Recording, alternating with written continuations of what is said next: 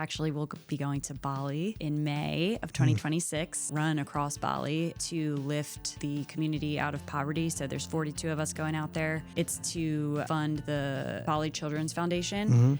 So we actually get a chance to be with the families and be with the schools while we're out there. Running a distance, any type of long distance, though, does like heighten your feelings. Exhaustion a little bit really like makes you meet who you are and like what you're reaching, what you're touching, and like everything is elevated. So it does allow you to, I think, feel a little bit deeper. You can be debilitated by whatever you're feeling or anxiety or like I'm nervous about something. Yes. But if you get up and even like for a minute, walk outside and just be moving for whatever reason. Also, what you're going through is moving, you're moving through it. So now she's out there by herself with this camp stove and she's like, I heard this huge skunk ape. I didn't know what to do. You know, it sounded like it was bigger than my car. I just ran 100 miles across the state of Florida. And yeah, it was painful. And yeah, it's like very obvious pain. But to me, pushing through that is a part of me. People will say that like, oh, I can't wait for this to be over. Or, oh, the best part of running is when it's done. And I'm like, it breaks my heart. It really does, because like you missed the whole thing. Like even if it does kind of suck, it's still a very real thing that you're in. Like it doesn't have to be like pushed away. It can be something that you start to understand so that if that does ever happen again, like in another time in your life, you know how to get through it. You just did. What does it take to run 125 miles from the Miami Pier to the Naples Pier in 42 straight hours through the Everglades in the dark? Most of us would say it takes superhuman strength, relentless determination, and maybe a little bit of crazy. But today's guest will tell you something different. She'll tell you it takes softness, deep feeling, the ability to be fully present in your pain. Jamie DePaula is rewriting what it means to be strong. She's an ultramarathon runner who's conquered 100-mile races. A former two-time Maryland State Gymnastics champion who learned early that perfection has a price. And the heart behind Bayshore Run Club, a community that's become a warm hug for hundreds of Naples residents, whether they run, walk, or just show up looking for connection. But here's what makes Jamie's story extraordinary. In May 2026, she's headed to Bali to run 54 miles across the island, not for a medal, but to lift children out of poverty. Because Jamie's discovered something most of us spend our whole lives searching for, that you can be both soft and strong, sensitive and a warrior. That your greatest power isn't being unbreakable, it's in feeling everything deeply and choosing to keep going anyway. Naples, we're blessed to have her. This is a conversation about more than running. It's about becoming who you're meant to be. Massive batch of 20 cousins. Like, I mean, it's like the Sears and JCPenney's like clothing boxes that like she would still have because nobody has those anymore. But she would fill those boxes for all of us. So like I would get a full Sears box of cookies. Yeah. And then this like random box that became a cookie box. Yes. Right. It's like a clothing box. And then she had like the tissue paper that would come with clothing. Yeah. Like each was a layer. And then there was more. She's Italian. Yeah. Yeah, you would never leave. This crazy looking box that you would never think, because I've had that in my family. I can relate to it. Yeah. I know. Like, and it's just packed to the gills, like for 100 people, not for one. But it's no. And she's giving it to one person. And it's like 85 cookies. Yes. That we're all like, also at the time, we're all living in the same house, like me, my mom, my dad, and my brother. Each one of us got a box of like 85 cookies. Like, why do we have this many cookies? But that's Italians for you. It is. It's so true. They cook for armies. They want armies, you to always feel loved, and they don't want you to be hungry. No. It's None of us do. Food is the way they give their love. That's and you got to enjoy their food and eat their food, because that's part of because then it's an insult. It if is. You're not. Yeah. Like, it's even an insult if you're not hungry at the time. Right. When you get there, Right. You have to eat. You have to eat. I used to actually run to my grandmother's house, and then that was a whole thing because I obviously wasn't going to like sit there and eat because I had to run home. She would be like, this is the time. Like, you need to, like, I've made all this food. I'm like, okay, well, guilt you into it. I will run home and drive back, and then I'll eat. But she was a great lady. Both my grandmothers were. Didn't matter what time of day it was when you were there. It was time to eat. I know, right. It was time to eat. Yeah.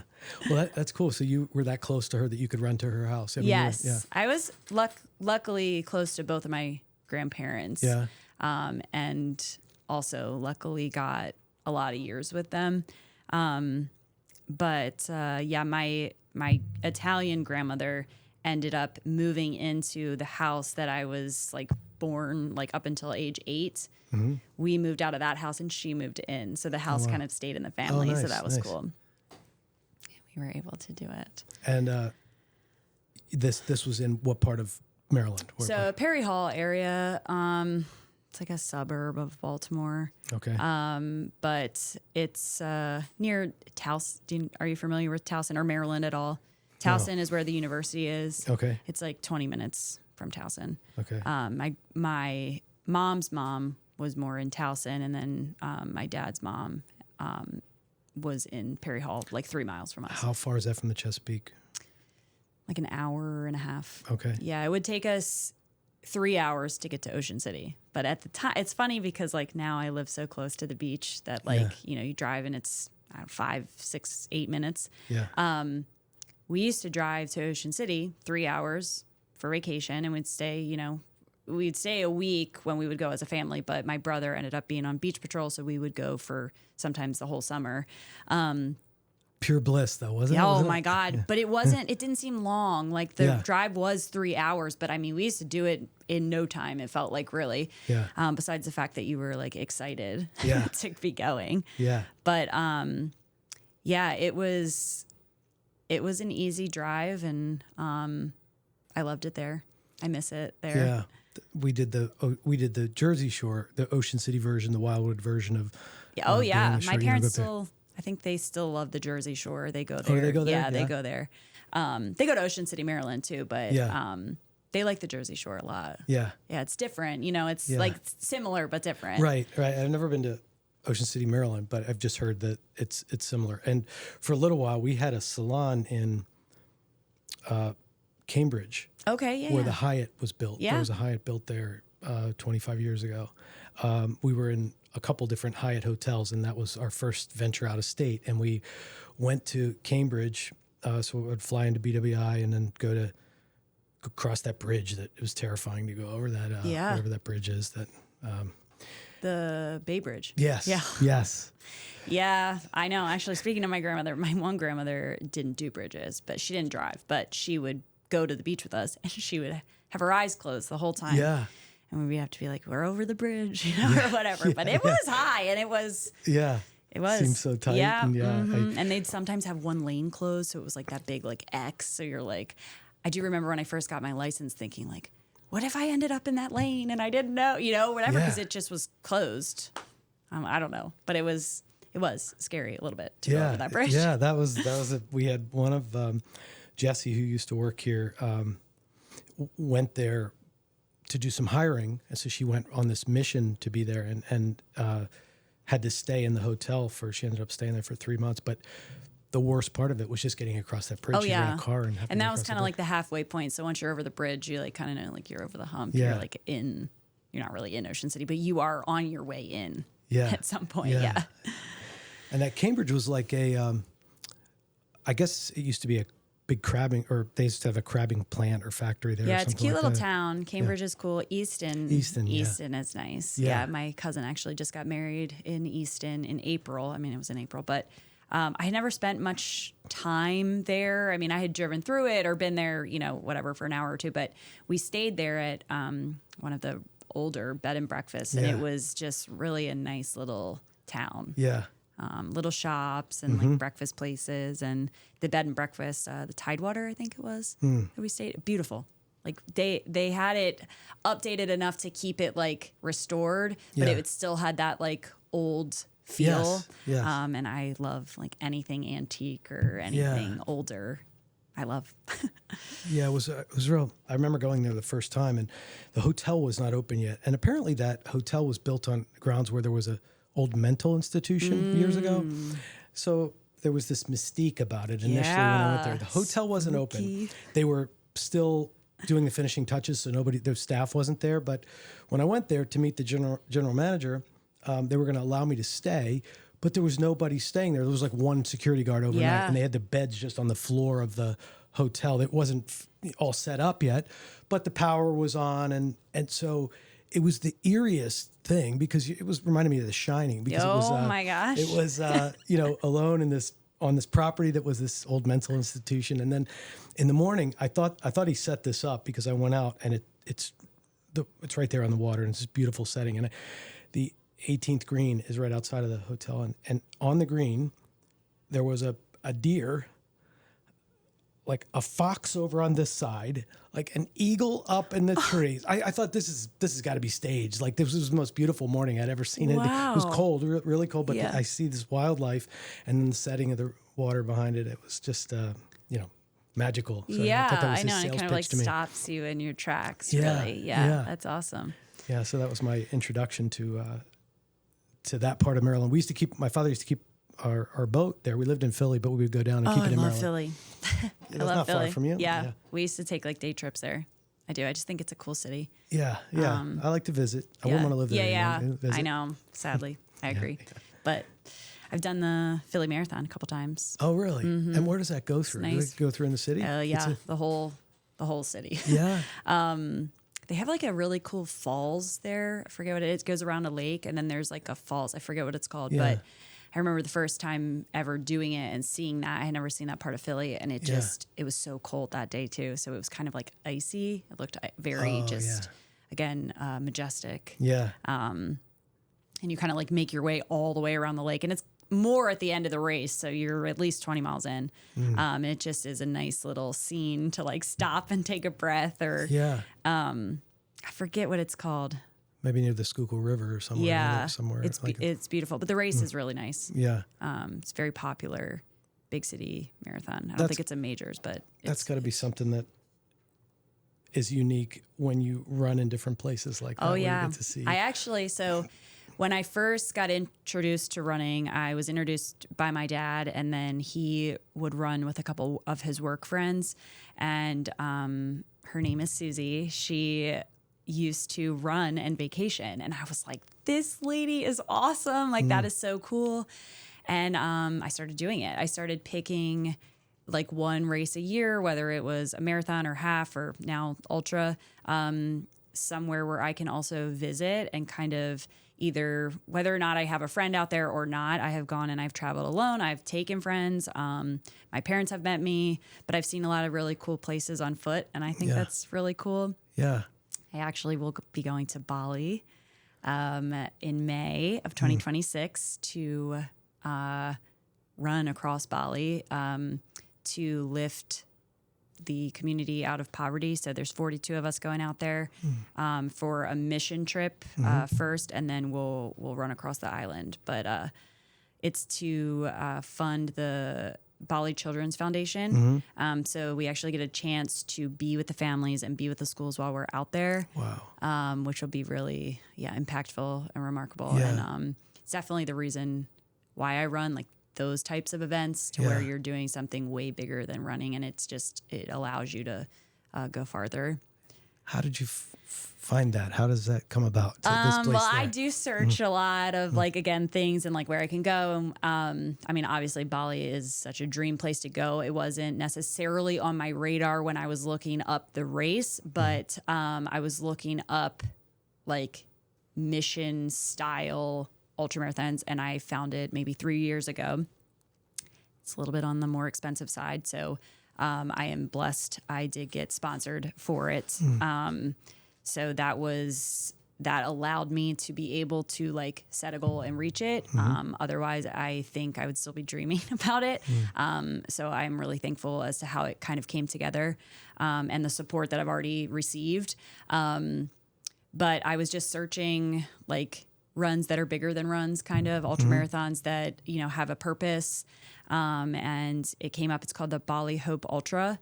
And Tom is his name. He created it 10 years ago and originally did it himself and raised $10,000 for the Bali Children's Foundation. So now that he has kind of a team that goes out there, it looks like there's all over the country. So there's 4 Americans, I believe.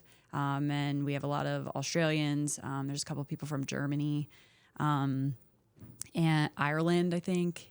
That will all meet there. We all do the same 7 days. I think we get 2 impact days actually with the kids, actually at their schools.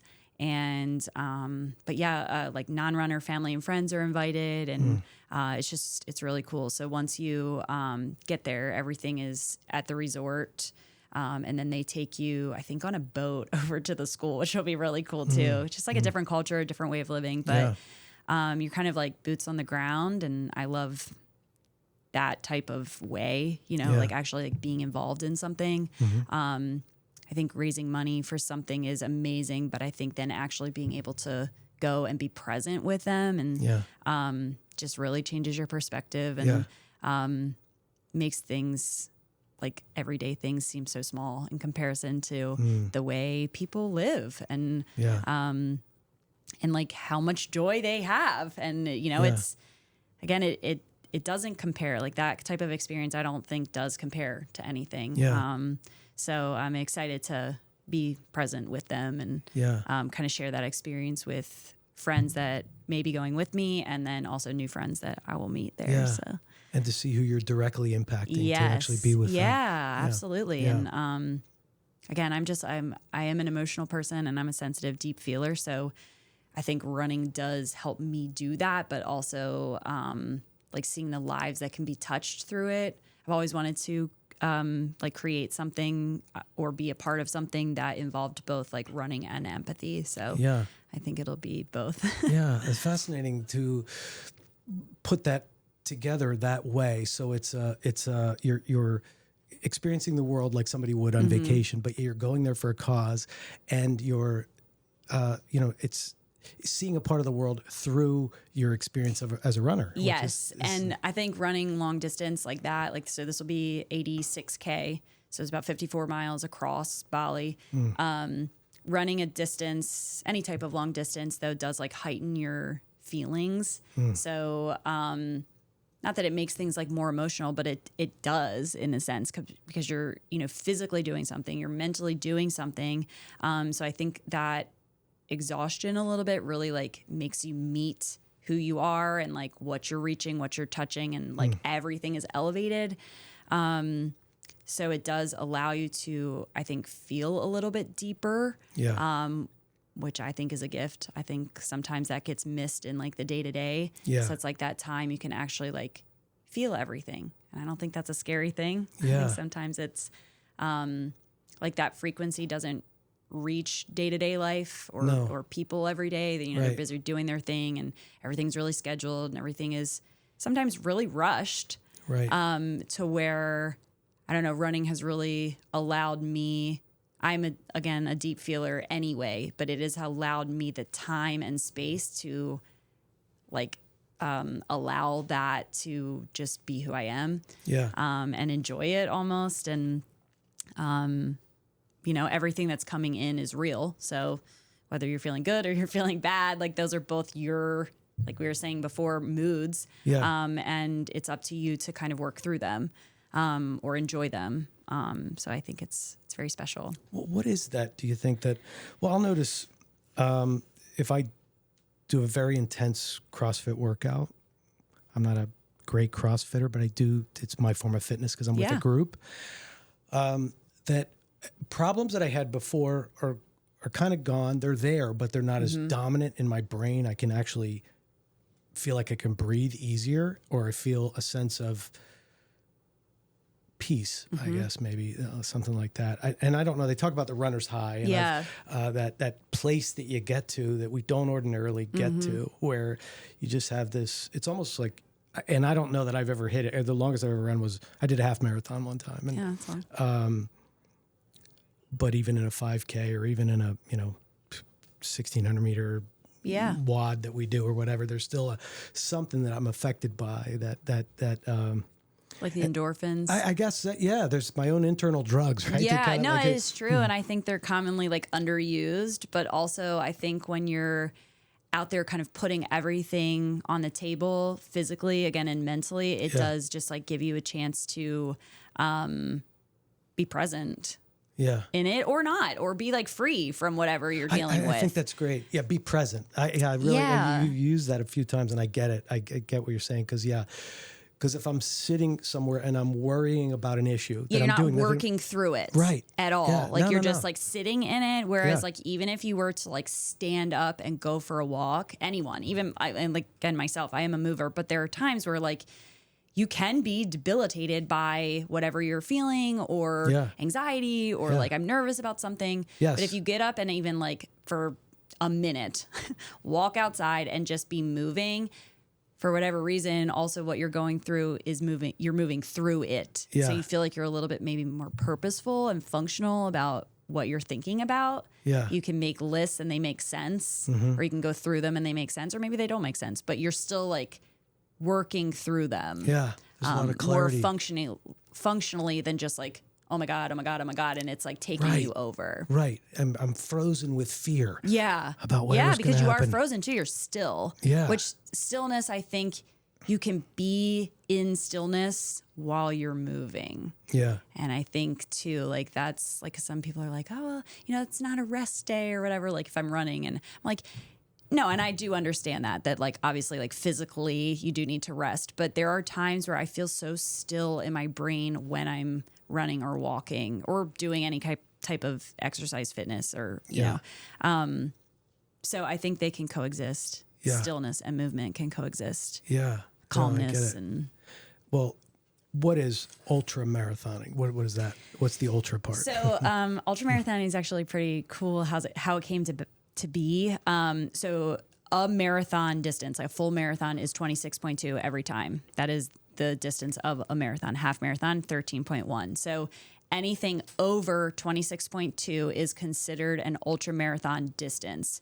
But as you get into racing ultra marathons, like if you were to register for something, it's going to give you a distance or a time. So it would be 50K, 50 miler, 100K, 100 miler, 200K, 200 miler as we go on, or a time period. So like a 6-hour run, a 12-hour run, a 24-hour run.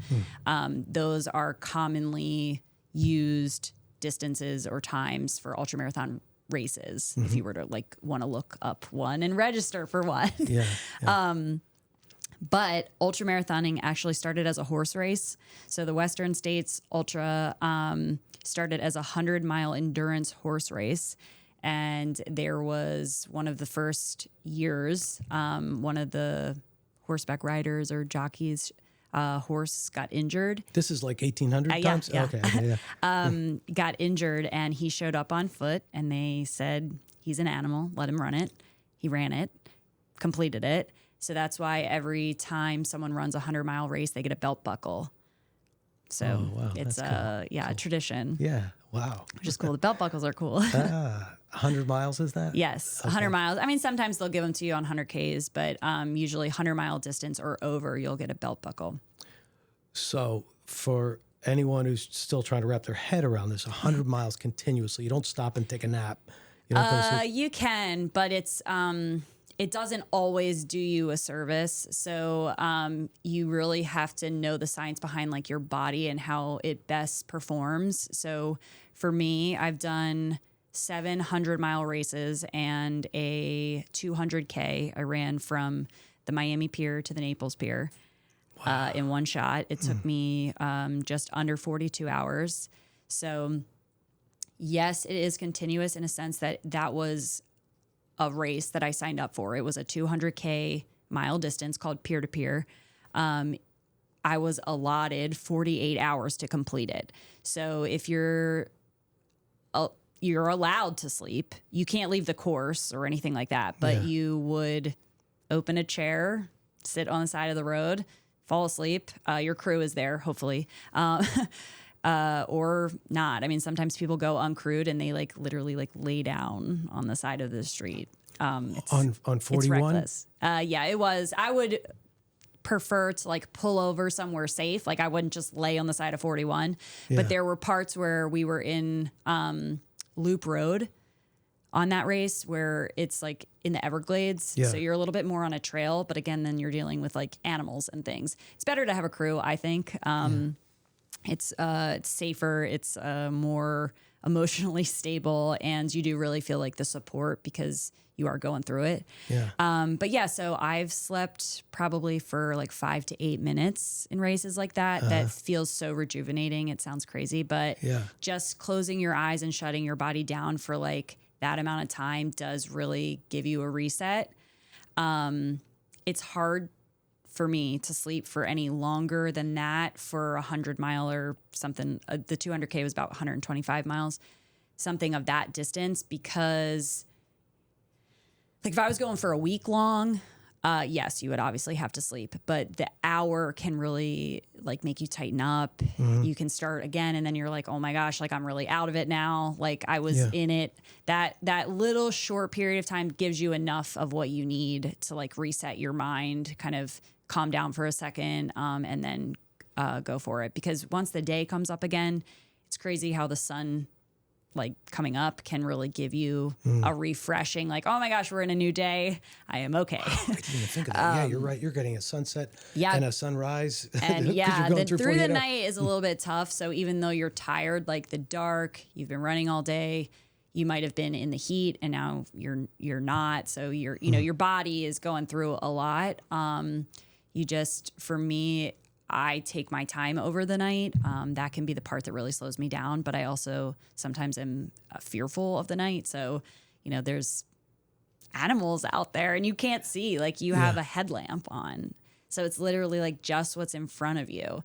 So not only like in my right mind, I'd probably still be afraid. And you're like 75 miles in. So you're just like, again, everything is really heightened. So like a lizard in the leaves sounds like a bear coming through the woods. Right. So you're like, in fight or flight, really. Which again, you're conquering your fears. That's, I know for me, the hardest part. So I either make sure that my crew is really present if they can be. So a crew is, if you're doing a point to point like that, like where I'm going from somewhere to somewhere else, the car like leapfrogs you. So for me, and my crew is usually people, it's my best friend and my parents. So they know me like in and out. They really only pull up like a half a mile. Like I can still see the car, or they're out walking with me or somewhere like where I feel supported through the night. I've never been like left alone unless it's a trail that they can't get to overnight. But again, as the racer, that going in, I would prepare and have a pacer with me, someone to like go in the night with me. That's like a friend or another runner or someone that wants to do that with you. Yeah. I'm still trying to wrap my head around this. So this is peer to peer. So you're on where on 41? So we started at the Miami Pier. We ran about 27 miles through Miami to get to where Homestead. There's like it's like literally a truck stop where, I think it's Chrome Road. Yeah, Cayocho, Chrome Road meets 41. So whatever, I did this 27 miles. We got through like Miami. Like that was cool. That was very like, there's people everywhere, residential area. We got through to the truck stop. We get onto 41 and it's like the levee. So that was like amazing. It's like you're off the road. We weren't on 41 then. We ran, I think it was 30 miles on this levee. So it's if you're driving, the levee, and you see, kind of looks like the Lion King. It was unbelievable. So I actually, when I drive there, I always like dream of running on that, and we got to. So it's very like grass, gravel, packed, but it was zero shade. So, and it was like at 2:00 in the afternoon. So that part was only hard because it was so sunny. Otherwise, beautiful. The crew, again, was able to drive on the gravel down below me, but I could still see them. So that race, they got a lot of good time. I was with them like the whole time, and it was cool because we got this experience together. So 30 miles, and then you enter 41 again for maybe 5 miles on the road. On the road, your feet are on the road, or you're on like in the shoulder, just a little bit. You got cars going by at 60, 70 miles an hour. So my dad was having like a baby. He was holding it together as best as he could, as best as any dad would. But I'm on the road, so after time and in the dark, that's going to get hairy. So after that 5 miles, then you go onto Loop Road. Loop Road was another like 30 miles. And that is just like an endless tunnel of like jungle, gators and python. I mean, it was like I was in this dark tunnel because now it's 9 p.m. Because over time, 30 miles takes you 8 hours. So, and I already done 27 miles. So it's I think I got into Loop Road maybe 8:30 p.m. I didn't get out of Loop Road until almost 5 a.m.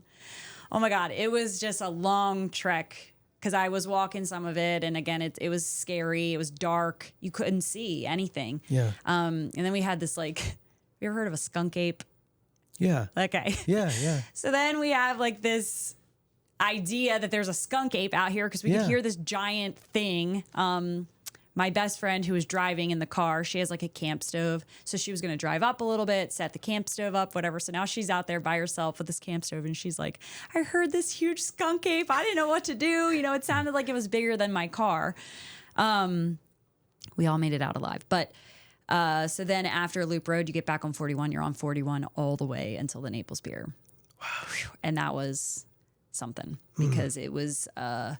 there's nothing out there. I mean, it's just 41. And you're like, when is this going to end? And again, you're on the side, you're on the shoulder. Yeah. And that was actually not that anyone would pull over, but in that period of time, over 40 hours, there was a car. Because I had another person with me, but at some points I didn't. I was like in the day, I had like my, frog towel on and my bucket hat. And, I also had looked like I had been going for 40 hours. I probably didn't look great. A truck kept like kind of going up and back and like a pickup truck. And he pulled into where my crew was stopped and I guess asked what the event was. And was like, is this girl okay? I've seen her, then pulled over to ask if I needed water. He was a part of the Coast Guard, which I thought was so cool. I mean, he really was like, I just wanted to make sure you were okay. Like, you're on the side of the road, walking and make sure you didn't need like a ride or something, but I didn't also want to freak you out. But I thought it was really cool. And then he like stayed kind of with my crew. He bought everybody like a case of water and it was really a nice gesture. But he was like, I'm used to protecting people. It was cool. It was really, really a nice thing that he did. Awesome. Just to like care. Yeah. And then, when I got to 951, I was like, we are home. So then it was about 10 miles and I made it. I think I made it 11:45 p.m. Sunday night, and I had started at 7 a.m. Saturday morning. It was a long one. Bug bites. Oh, yeah. Honestly, I made it out kind of relatively unscathed for what, I was doing, but I do get like heat rash or like athletic hives. I don't know what they are, but anything over 15 miles, that was a lot over 15 miles. My legs get hived. So by the time I had been 40 hours in, I mean, my legs were pretty red and it feels like sandpaper. And you have like dust and stuff like in your socks, and I've switched shoes and socks and things so many times. But it's basically like you surviving, but also like running at the same time. So if you were to take your car on a road trip and do the things that your car needed over time, it's a human that's also needing that. It's kind of a similar type thing. It's a road trip for a human. Well, what do you need to sustain yourself through that? What are you eating, drinking? What's happening that way? So it's become an experience and a science that I've learned over time. Obviously, the first couple, you make some mistakes. And it's, again, I say this because I did marathon too. It is nothing like marathoning. Like you cannot get through with gels. You just can't. This is like full food. Because again, you're a full day in. So like, what's a gel? A gel is like a little packet that has like quick carbs, quick sugar, but it's like a squeeze packet. So it's like about this big. It has 200 calories in it, quick sugars. They're fine for 20 miles, but you're going to need food after that. Like 20 miles is very different than 100 in the sense that like, in a full day without any exercise, you would have been through 3 to 4 meals. So now you're running 100 miles in a full day or two. So you would need that and some. You would never make it on just like a packet of sugar. So I usually take the first 30 miles to kind of get through my food like that. So like my quick energy stuff, like bars, gels if I have them, dates, things that are kind of quick. Do you have to kind of force yourself to eat too? Or are you later? I do. In the beginning, it's still kind of fine because you're not really in any much pain or nausea, or if you're well trained. So by 2 p.m., I usually am ready for like a full meal. Like my favorites are, I have like potato bacon soup, which sounds crazy, but it's quick, it's easy to eat. There's carbs, there's fat, there's salt. I like quesadillas. I like cup of noodles.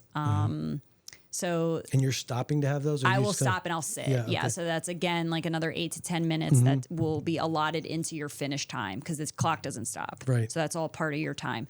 So I'll sit, I'll eat. Quesadillas I can kind of take on the road if that's what I'm having, or like a turkey roll up, turkey and cheese roll up, like just dunked in mayonnaise. But sometimes again, you want the chair, like you want to sit, you want to like have a moment, you want to see your crew.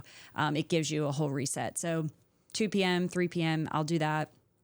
And then I'll just be now for like, again, the next 30 to 40 miles doing like chips, cookies. I know it sounds like crappy, but it's like what you need. Yeah, I mean, you're just burning straight through it. Pickle juice, olives, donuts. I mean, it's really pizza, whatever you want. Yeah. But it's also like has to be done in time. You can't just be like eating the whole time because you would then like cramp. So I give myself maybe every 5 to 10 miles, I'm having like, again, something that's meal-ish, but it's not like a full meal. And then I'll eat again. Dinner is where it starts to probably be hard to eat. So like around mile like 70, because you're just like not feeling great. So you've lost your appetite really. You're probably not like your digestion hopefully is still working the same, but if you're on the road, you've probably been taking in a lot of the car stuff. So unfortunately it doesn't make you feel the greatest. And then the pain sets in too. So I then am more onto like ginger. I like bouillon, which sounds again like it has nothing in it, but it does settle your stomach and it gives you a little bit of something. And hopefully if you've eaten enough through the day, you have enough in the tank. But that's too what the crew is for. Like they kind of are like, you need to eat. Yeah. Because you're not really making decisions at that point anymore for yourself. Yeah. I've had like chicken nuggets though. Like they've stopped in and had like if there's fast food around, they'll go like pick up fries or something. Anything really that you can eat, you got to eat it. So yeah. And what about liquids? What's liquids? I am water throughout. Like I'll always have water on me in a race, plain water. So you can drink while you're running. You just have I have like either a reservoir or I'll take like one of those like foldable cups and I can fill it up wherever I am at like a aid station or if it's on like in an area where there's stores, I'll go into like a 7-Eleven even and just like fill it up at the fountain. Coke and ginger ale work well, especially with nausea. And the carbonation actually like makes you burp, which is like good. You don't want air inside, and after breathing for that amount of time like that, you can get gas and then it hurts. So the carbonation actually is helpful for that. Yeah. And then I do electrolytes, but I don't go crazy with them because sodium can also bloat me like to the point where I'm like, oh my God, I can't run. Wow. So I only do like half a packet of like Liquid IV. There's a bunch of different brands out there. I like Liquid IV or Element, but Element's very strong. So I have to watch that. Because it's high in sodium? High in sodium, okay. yeah. So like pickle juice does the same thing for me, but it has brine in it. So it's a little bit, I think it's more functional for me. It like makes me feel like it's brought me back like, wow, pickle juice. Yeah. But it does really help. I saw that for the first time in bottles, like they sell pickle juice. Yeah. Yeah, it's kind of crappy warm, but if it can be on ice. Yeah. But again, beggars can't be choosers here. Yeah, right. So wow, so you got the basics, you got the stuff handled to make your body go, but then there's your mind. Like what do you do with the mind when you get, because you got to be made up. There's something unique and different about you. There is, to be able to do that. I mean, you got to push through some mental thing. You know, one of my favorite books is A Man's Search for Meaning by Viktor Frankl, which is, how he survived the conditions of a concentration camp, like these incredible circumstances that were horrible, the cold, the work, the lack of food, just what the human body had to endure through that, he talks about. And the ones who survived it did well weren't the ones who were the most physically fit. Right. It was more of the mental, how they were able to have hope and see a future and think beyond their pain in their brains. So I don't.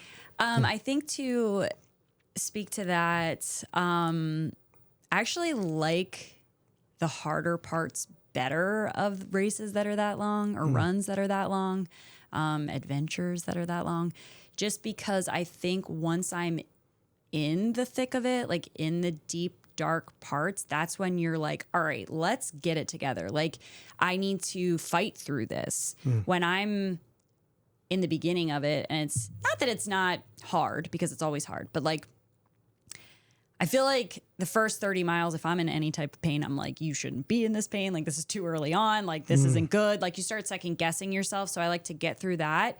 If I'm feeling it at like 50 or 60, it's reasonable. Obviously, you're 50 or 60 miles in. So it's a little bit more real, I guess. And then it becomes that the warrior in me is what's actually like, that fighter is what I'm like building upon. So I'm like, whoa, like you're getting through this. And then that is making me feel stronger to keep going more. It's almost like I'm inspiring myself in a way. And then that's a cool thing to where I'm like I would never stand at a starting line and think, oh, well, I hope I get through this. Or like, I don't know if I'm going to get through this. I've never thought that. I know at a starting line that I will make it to the end. If I have claw marks in it, I'm going to make it to the end. If it takes me longer than the race is, we're going all the way. And I think setting yourself up for that, no matter like what it takes, has really helped me.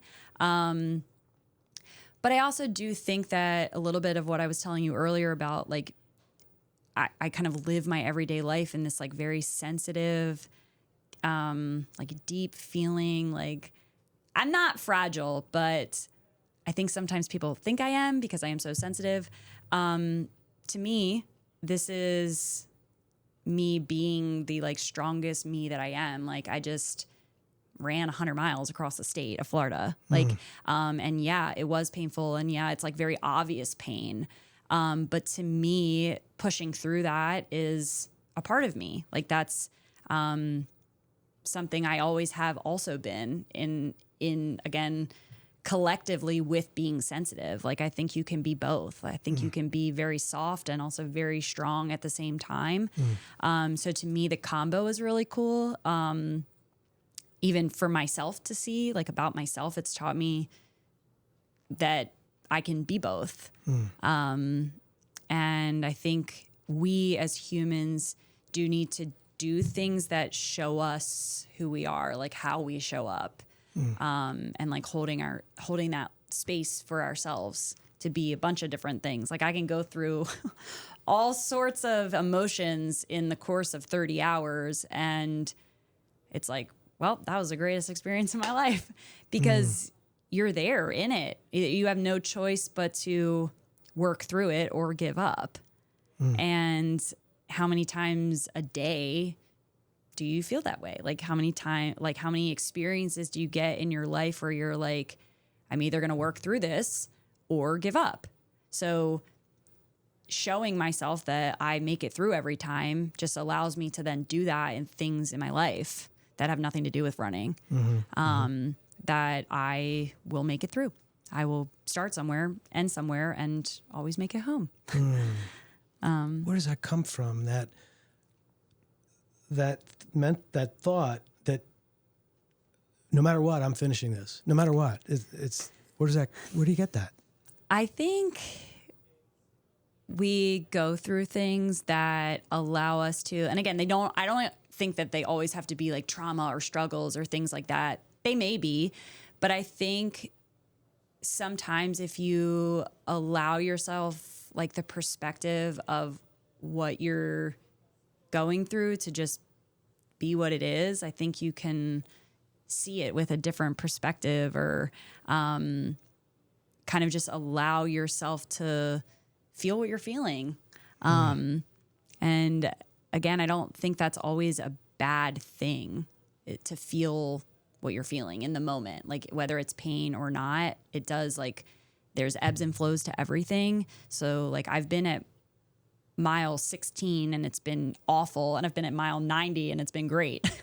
Like where I've just went 80 more miles or so, whatever. And in that amount of time, like I was up, I was down, I was up, I was down, but it does always get better.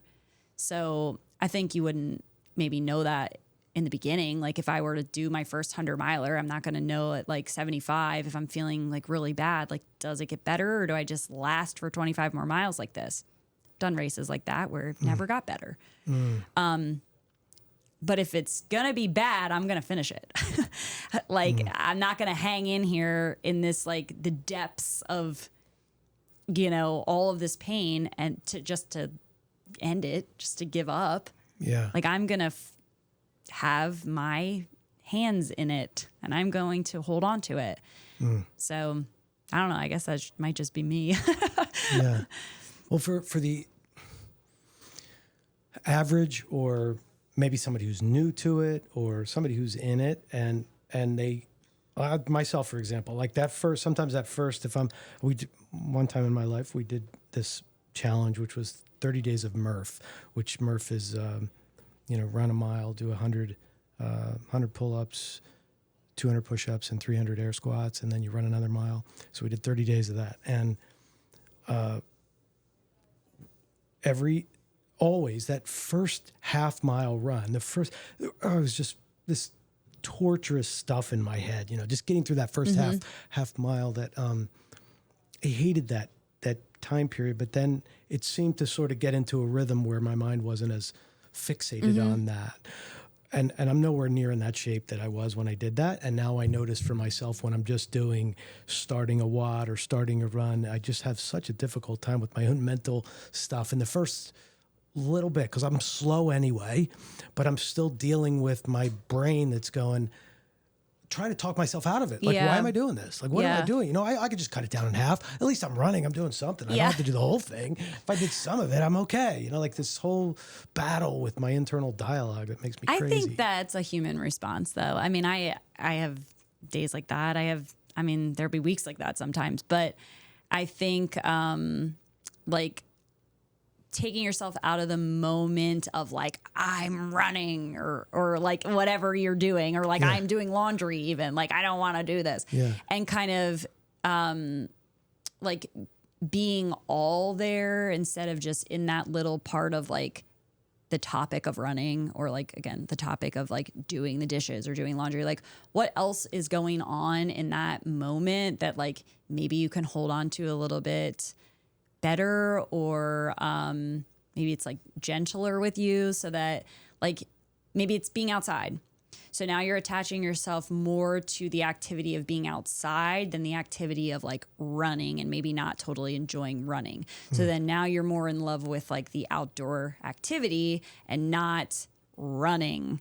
And I think I think it's just a warmer welcome to like take the activity out of it and attach yourself to more of the moments of it or like what's around you. Or if you're running again with a group or something like that, then it's more about that at first. If you're not totally attached to the running thing yet. Yeah. Cause it can be a tough sell. I can understand that. Like anything really can be like, for me, like weights doesn't do anything for me. I know I got to do it. But once I'm in it, I do feel like more lost in the moment, like the endorphins or the rhythm of what you're doing does set in. So kind of getting over the hump of that like little blip of time in the beginning where you're just really warming up. Like give yourself a chance to warm up to it every time. 'Cause like that runner's high, I think that's a perspective too. Like that, if you're running 3 miles, the runner's high is going to come at mile 1.5. If you're running 100 miles, the runner's high doesn't come till like mile 50. Wow. So it's, it's more about rhythm of what you're doing and like having longevity with it. But I think sometimes it can be more than running in that sense. Like take yourself out of the activity and put yourself more into the moment that you're in. Yeah. That's insightful for me to hear that only because I could go, okay, well, when I get to halfway of whatever I'm doing, there's juice for me there. Yeah. Because this is what I'm doing it for. Just that halfway point, get there, I'll feel that. Yeah, and I think too, like again, like the adventure running is how I like even started training those long runs. Like they are hard, they're long, and you know they take a lot of time. But if I set out to go somewhere, like there are like little coffee shops or little things or whatever on the way, and not rushing myself and just enjoying the time that I'm on my feet. Like, okay, I'll stop in here. And I'm not worried about my watch. Like I never have been. I probably never will be. Sometimes I don't even turn it on or off. But like if I know that, let's say I'm going to run from Bonita to Fort Myers Beach, there's so many cool things along the way there that I'm more interested in those and not worried about like, oh, well, if I stop in there and I like look at this little, it like gives me a reset. It doesn't matter if it took me 10 minutes. Okay. Like that's 10 minutes. Yeah. Like I'm not racing anyone. I'm not trying to be faster than anyone. I am more about like what the experience is. Yeah. So to me, that's why I love it, is because it has become something so much more. Yes, I am running, but it's something so much more than that. Yeah. And I can trip, like a little road trip. I can see that. I can hear that in myself because I'm usually thinking about what I'm not present. When I'm suffering, I'm kind of not present. I'm kind of like, I want this to be over so I can be there. I want to be on the couch or somewhere or eating a donut or a pizza or whatever. I want to be away from this moment. Yeah. So I'm not present. I'm not being there. And I think that's a lot of, like a lot of people will say that, like, oh, I can't wait for this to be over. Or, oh, the best part of running is when it's done. And I'm like, it breaks my heart. It really does, because you've missed the whole thing. Like you missed the whole thing. Like even if it does kind of suck, like if you're hurting and whatever, it's still a very real thing that you're in. Like it doesn't have to be like pushed away. It can be something that you start to understand, so that if that does ever happen again, like in another time in your life, you know how to get through it. You just did. Like you just did get through all of that pain. So now you're here getting through pain again. You know, it doesn't have to be something that people are afraid of. And I think sometimes being alone with yourself, I think people move away from that. Yeah. Oh, yeah, of course. I mean, we've got phones and we're constantly being stimulated in some way by something else other than the moment. Yeah. Yeah, that's very true. You see people walking outside with their phone. Like, oh boy, we got to get away from that. Yeah. Just because there's so much going on around you that even just like 30 minutes, just like put it away. Like it can be so refreshing. So you started a club for runners. Yes. Yeah.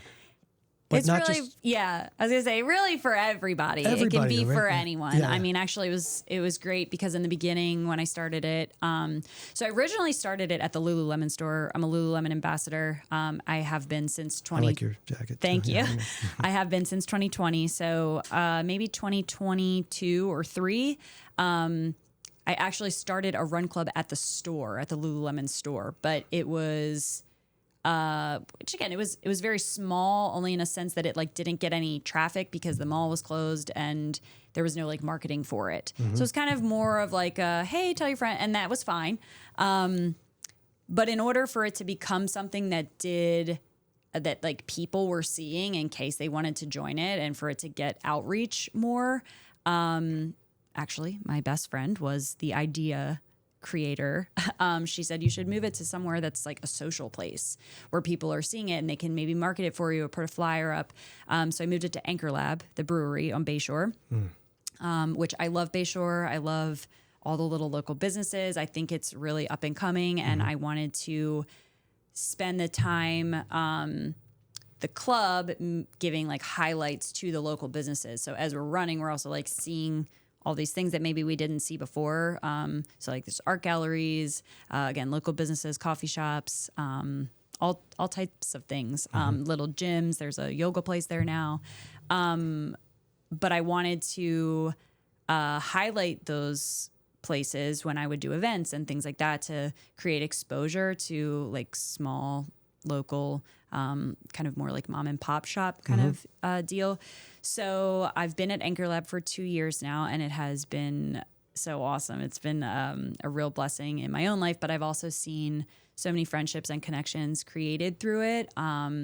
When I started it, all of the people that are in it now, I did not know before. So even for myself, it was a really cool thing that, again, being present in it, like it was like, wow, that 2 years went fast, but also like not at the same time, because it was such a like building block foundation kind of thing. Like we like carefully like hugged everyone in it. You know, it just it does feel like a warm hug. And I do love that. Everybody in it cares for each other, and we look out for each other. We have runners, walkers. Actually, one of the first club days that we had, someone came on a beach cruiser and they rode their bike with us. So like, I mean, it was really, it's for everybody. It's more about being together. And then we hang out at Anchor Lab. So they were gracious enough for the first year to do free beer for everyone. But now, yeah, you get a discount on your tab if you choose to stay and have food or drinks. So it's, again, kind of like a collaborative. They've been a great home to us. And they're always open to any event ideas that we have. And it's been really fun. So that's sort of like your meeting point, your startup endpoint. Yeah. Yeah. So what does the club do? What happens? So we meet at 6 on Wednesdays at Anchor Lab, unless we're doing like a field trip where we'll do like sometimes like once a month, or for Christmas or things like that. We'll go to other like outside of Anchor Lab, whether it's on Bayshore or not. I have a couple different like partnerships that I have, Lululemon and New Balance of Naples, the local store, that we'll do the run club out of there. But otherwise, it's Wednesdays, 6 p.m. at Anchor Lab. We meet for about 15 minutes beforehand. We let everybody roll in. I usually do my announcements. And then we stretch, and then we run. I have like 3 different routes that we can choose from usually. And then we come back and everybody hangs out. There's cornhole, there's trivia sometimes. But we sit together, we drink.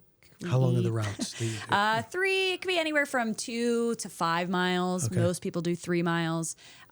We do have like an official walk club, Bayshore Run Club, Walk Club now. So a gang of girls are walking too. So again, it is for everybody.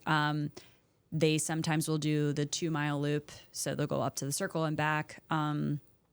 But again, some people are training for races, so they go a little bit longer. I always try to be aware of everyone and then wait until the last person is done. Or if they're doing like, again, something that's 5 or 6 miles, they're usually like, hey, I'm going to be out here or whatever. So just so I know who and where everybody is. Yeah. And then we're all collective and back and hang out. So if I understand correctly, all are welcome too. Oh, so yes. Yeah. And it's free. It's just a community thing that, again, I felt like running did so much for me that I wanted to share that with everybody, or anybody that wants to join or start or whatever. It's a comfortable place to be. What would you say to people who are listening or people in the world who would like to be a runner, but they just can't get started? Like what would you recommend for people?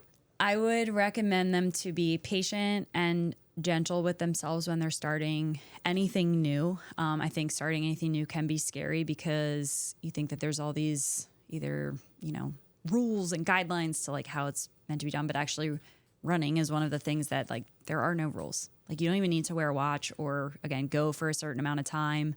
And I think there are so like many people that think there's like from here to here we need to run, or from this pace to this pace we need to do this on the first time that I'm ever doing it. And that can be like feel trapping and intimidating. So I think if you were to just put your shoes on, go outside, start with a walk, do a little jog, doesn't have to be fast, like just start jogging. Go for maybe as long as you can, walk a little bit more, try again.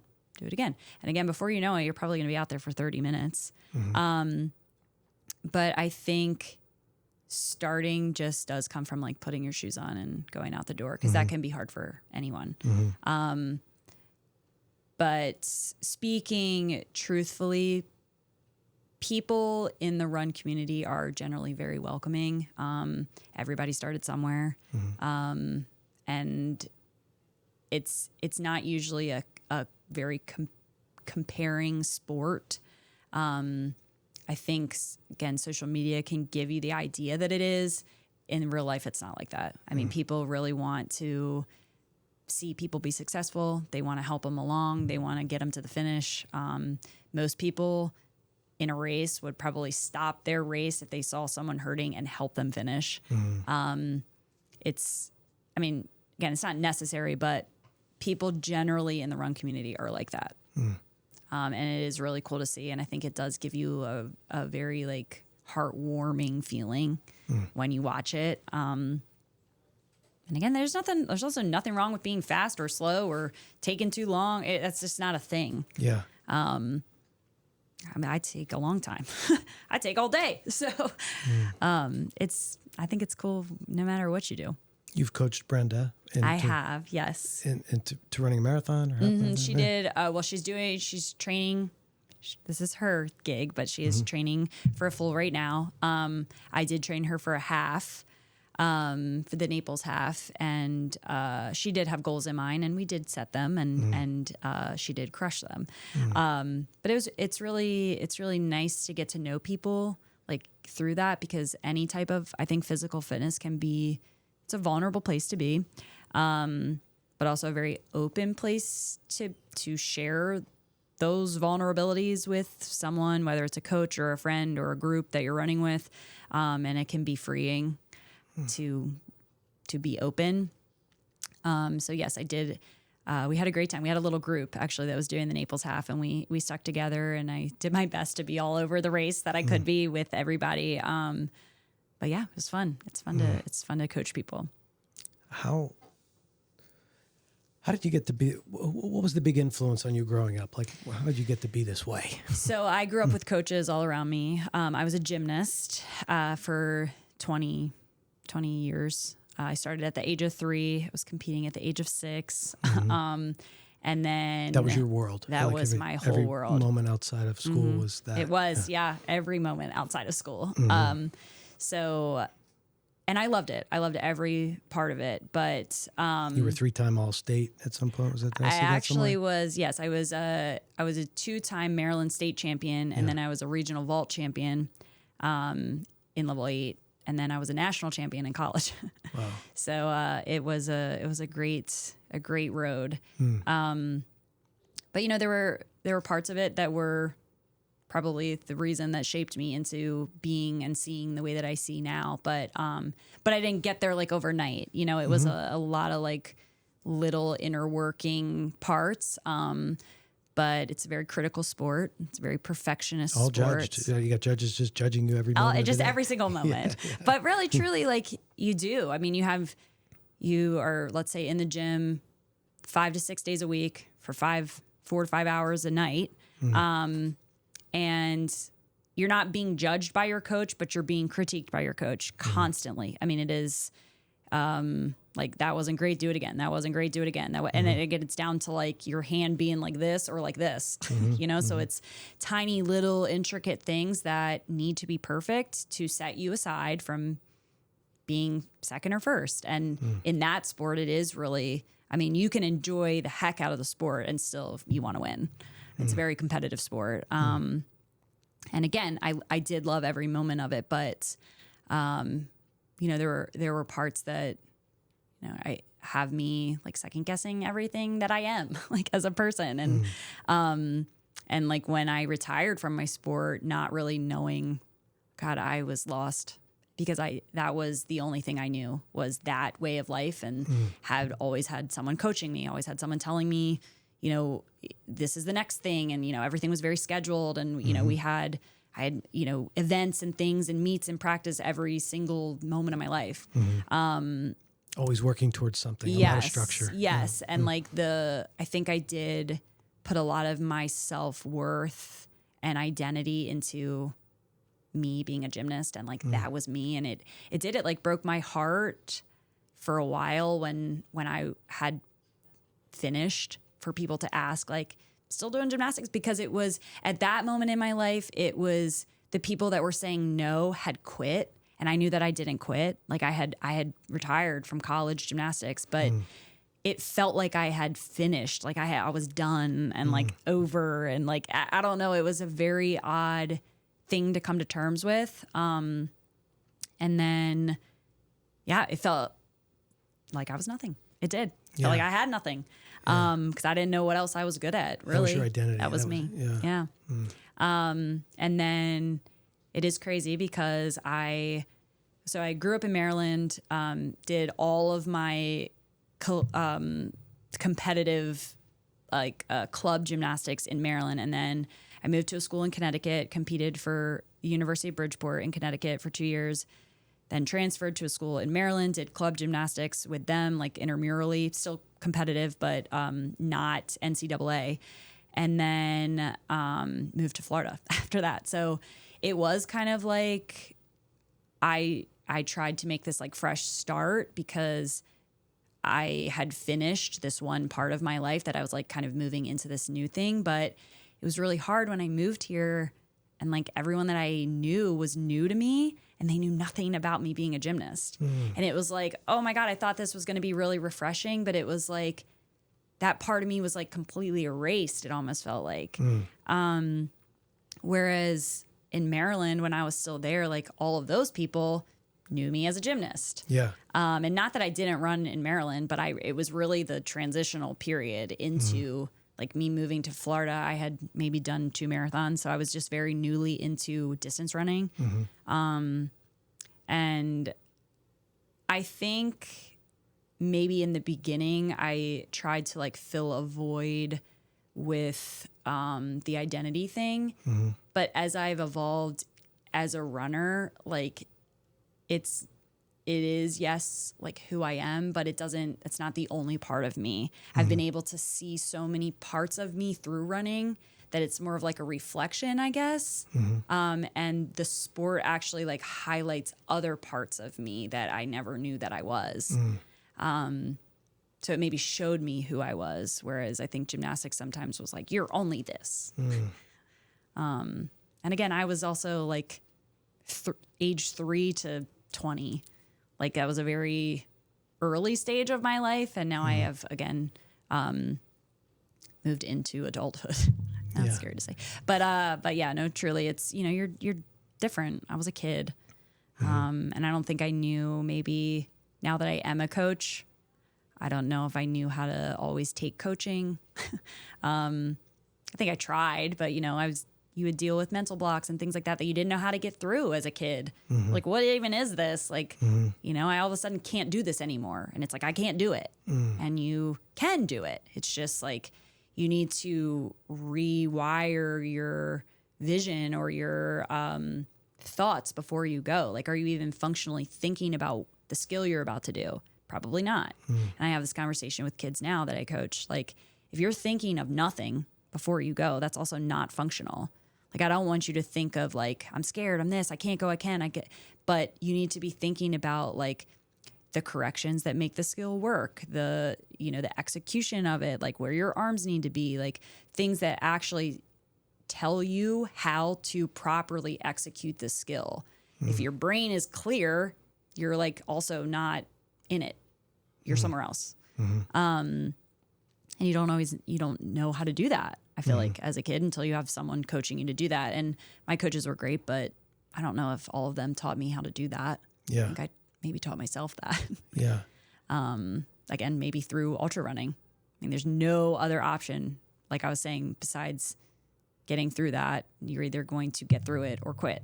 Yeah. Was there a coach or a mentor in your early years that had a big impact on you? I had a few, good and bad. I think it's interesting to say, but I think some of the not great influences also influence you in a way later down the line that you never expected. And I think that's what I see now is that I've kind of conquered what I thought was like this terrible experience. I've kind of conquered that into like, wow, this has like shaped my life. Yeah. And how I handle things now, which again, maybe aren't the way everybody else would, but they're the way I do. And that's like shown me myself. But I've also had coaches that, were amazing. And I still hear them like in a great way, like in my head, of like, you can do hard things, or like, I actually had a coach she was amazing. I remember a specific time where I was scared. I was on the beam. I was trying to do a series, which is 2 skills together. And they were flight. So I was leaving the beam into a back handspring, and then I was going to leave the beam into a flip connected. And it's scary. I mean, the beam is wood and it's 4 inches wide. And I was probably 15. And she said, I guess you don't want it bad enough. And same thing. I was floored. I was like, first of all, in my head, like, what makes you think that? And I was thinking that, but she was probably getting that from the fact that I didn't want it bad enough to work through my fear to do it. I was standing there afraid, wanting a spot, like not going, balking, this, that, and the other. And in that moment, she was right. I didn't want it bad enough. So that, what she said, though, made me prove to her that I did. I ended up going. But it made me realize that, like, wanting things bad enough, you figure out how to, like, get past fear. You figure out how to make it work. Or at least, like, talk about it enough to, like, get over something. And in that moment, yeah, it was a back handspring, but it goes with other things too. Like, I think it parallels with life. Wow, that's kind of fascinating. So yeah.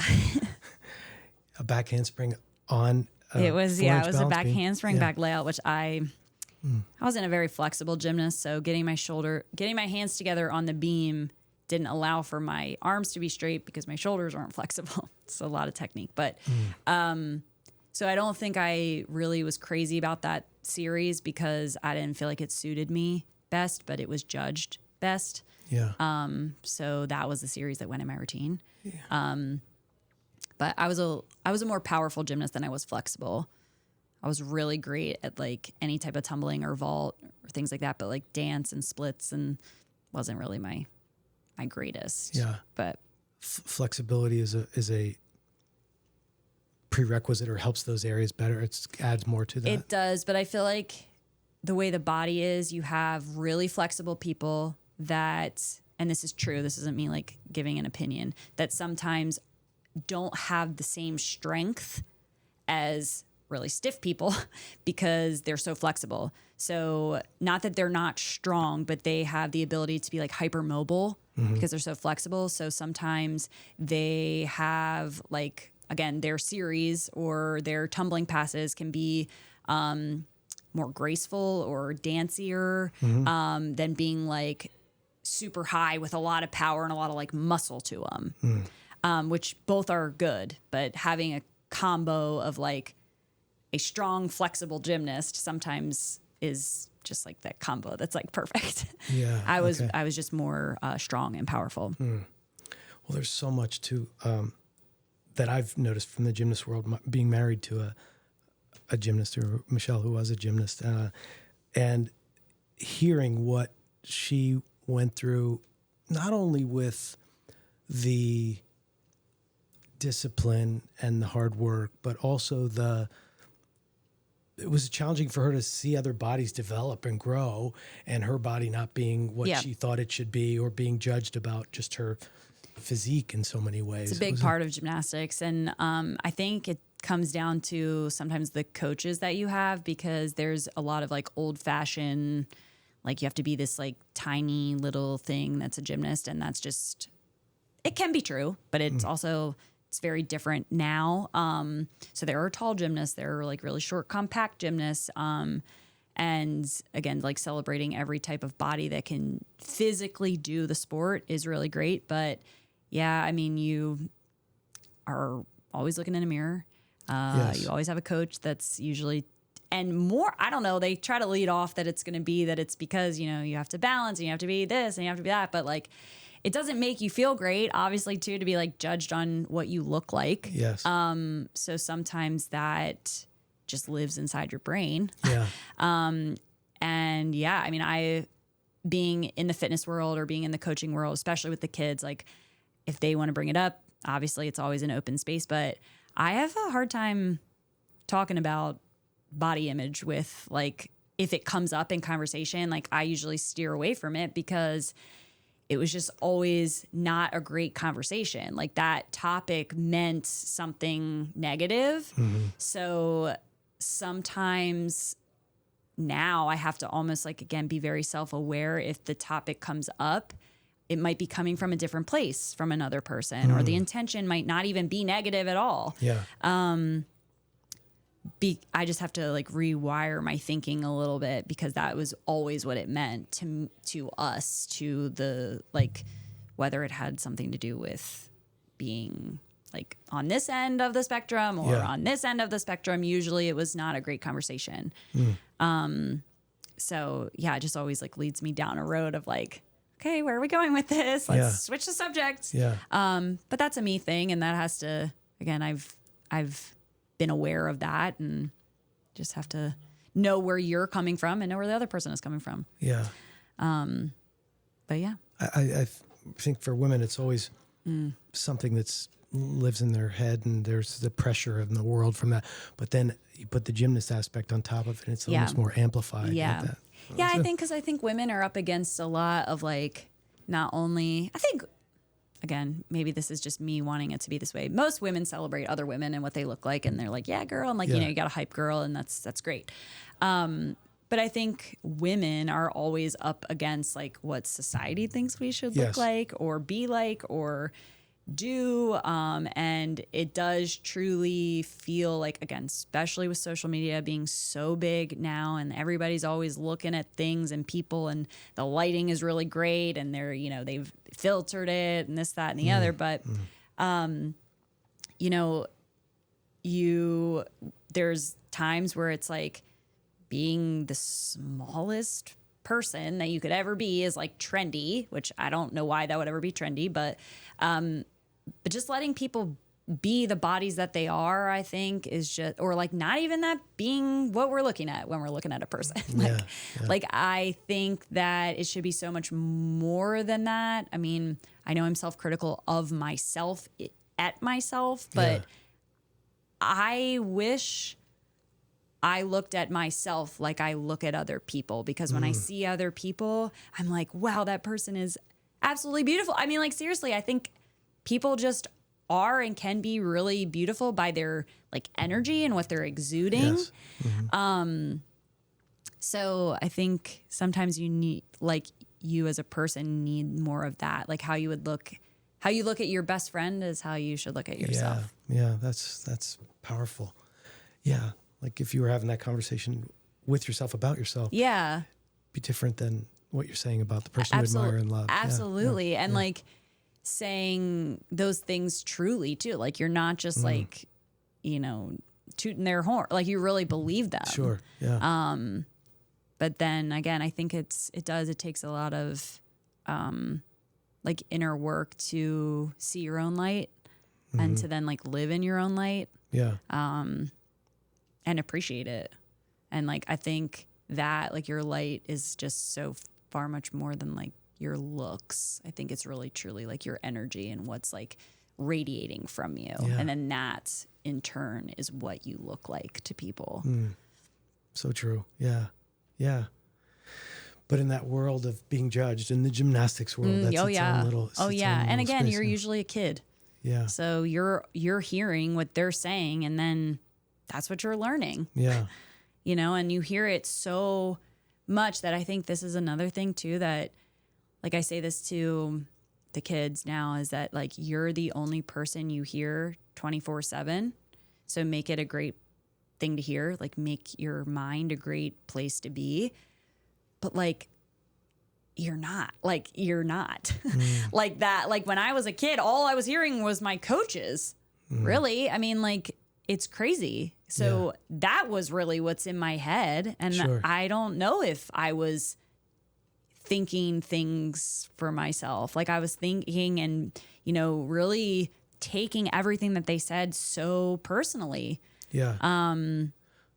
Well, yeah, a coach's job is to find your flaw, find what's missing, the space that's not there, and try to get you there. So they're always looking. Yeah. Yep. And I do make sure now that my kids that I work with know that the corrections that I'm giving them have nothing to do with who they are as a person. Has to do with the skill that they're doing.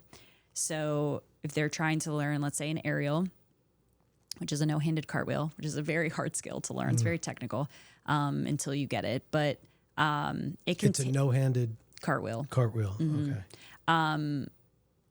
But it could take, the process of it could take anywhere from 2 months, that's really quick, to over a year to learn, to get, to have without your hands. I'm envisioning that in my head.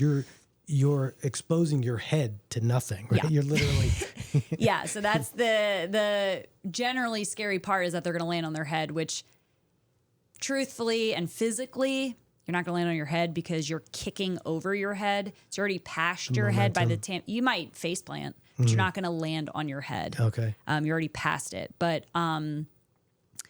I do make sure, because, the coaching can be very technical and it is constant. And it's specific. I'm not just saying like, I wasn't good or that wasn't, but it's, very much like you not using your arms. You need to use your arms. You need to push off your leg. You need to, explode from your foot. And yeah, here it can sound naggy. It can sound like over and over and over again. And I just want to reiterate to them that it's about the aerial. It's not about you, because I think that's hard for a kid. Yeah. It feels like it's at them sometimes, or it could feel like that. Yeah. Or I maybe remember it feeling like that.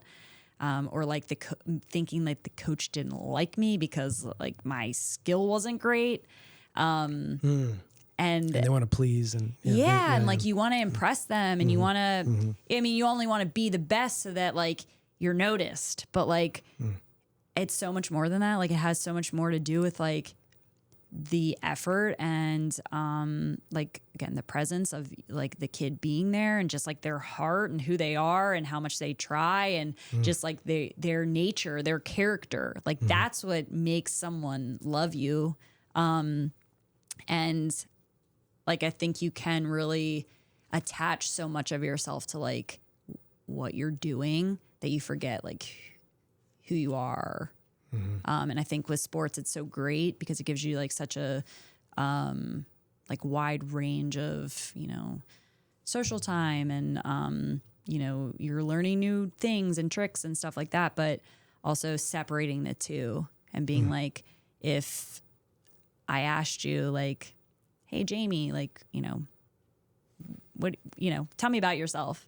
And I said, I'm a runner or I'm a gymnast. It was the first thing that came to my mind. Like, which it might have been as a kid. And maybe it's up there now, but I don't know if that would be the first thing I said now. And I think you ask kids that and they will say like, I'm a dancer, I'm a cheerleader, I'm this, because that is such a big part of their life. Yeah. But I do want to work on with them separating the two of being like, you can be a dancer, but you can also be an empath, or you can also be a great friend. And both of those are all of you, like all of those make up you, not just you're a dancer. Like, why do you dance? Like what makes you a great dancer? Like the emotion. And then like that leads into you being like, because you're a very caring person, or, things like that. Was coaching, because you're coaching now the kids, right? Was that a calling for you or something that you felt like you... It wasn't right away. I had a hard time, again, stepping away from gymnastics. So then when I did retire and I had to make a clean break in the beginning, I like didn't step foot back in a gym or look at a gym or like a gymnastics gym for multiple years, like 5+ years. And I think it was because I don't think I was ready to be done with it myself. So when I stepped back into coaching, like even in the beginning, it was kind of messy because I was a gymnast for so long. I wasn't coaching. I wasn't on this other side of it. Yeah. So it was almost like I couldn't even get my words right. Like, cause you're teaching someone now, you're not doing it. And you can't just say, hold on, let me show you. You have to be able to explain to them, again, in a gentle way, what they're doing and what they need to do better, or how it's great or how it's not so great, or, and that's hard. So I think when I was finally ready, I became a great coach. But in the beginning, I wasn't ready to be on the other side. I tried actually judging, and that was actually worse. It was so much worse. I was like, oh no, I cannot sit at this judging table. I was like, everybody's getting a 10 from me. You fell, you're getting a 10. That was great. Great effort. Yeah, the coaching thing has really opened my eyes and given me like that piece of my heart back. And I'm doing it a little bit differently too. I'm coaching dance. I'm coaching acro dance. So tried gymnastics coaching for a while. There's not a lot of gyms down here. Again, I grew up in Maryland. So there was a gym on every corner. Here, there's only 2 competitive gyms. So I found like a bigger range in the acro dance world. So the gymnastics side of competitive dance, which is really cool because I have a little bit of an edge on technique. So these dancers are amazing, and they're learning skills, but they're usually teaching themselves if they don't have a teacher. So I can give them that little part that they're missing to actually execute the skill and land it, instead of just like trying over and over again. And it can be, again, as much as a timing of where your arms are with like your leg kick. If the arms are early, you're never going to make the skill. So if you change the timing of your arms and you don't have someone telling you that and watching you do it, and really knowing, then you're going to continue to do it for the next 2 years with, bad arm timing. What is acro dance, or is it? So aerials, back handsprings, anything. So if you're a competitive dancer and you go on stage and you do a dance, there can be front walkovers, back walkovers, back handsprings, aerials, front aerials, tucks, any type of gymnastic skill that is placed in a dance routine. It's just, whereas gymnastics coaching is different, there's no 4 events. Like I'm not coaching beam or bars or vault or the sport of gymnastics, but I'm coaching acrobatics. So all the technical things that make gymnastic floor skills work, I'm teaching that to dancers. Okay. Well, what is the Olympics floor when they're just on the mat and it's like a dance, but is that floor exercise? It would be, similar to that. They're just not doing like power tumbling, really. I mean, they're not going to do like double backs. Okay. They're doing, because they're on a dance stage. So it's not nearly the same surface. It's a hard wooden dance stage. So they're much braver than I would be, because some of that's hard to do on a spring floor, So, and a lot of times they're doing it in a shoe or a high heel. Oh, right. Yeah. So, I mean, it's awesome. Yeah. And it gives me a different perspective too, because I'm like stepping into a different world, and they know stuff and they teach me stuff, and it's cool. Yeah. And how did Naples end up with you? Where did that come from? So I actually moved here on a whim in 2013. So again, I had moved away for school. I don't know if Connecticut was really the right spot for me. The school was fine, and the gymnastics and all that stuff was fine, but like the state, when I moved away, I don't think I was really, and maybe it was just because I had moved away for the first time, and it was just like complete shock. Because you went to school in Maryland first, and then went to Connecticut, or you went? No, I went to school first, like freshman and sophomore year of college in Connecticut, and then I transferred to Salisbury in Maryland for my last 2 years.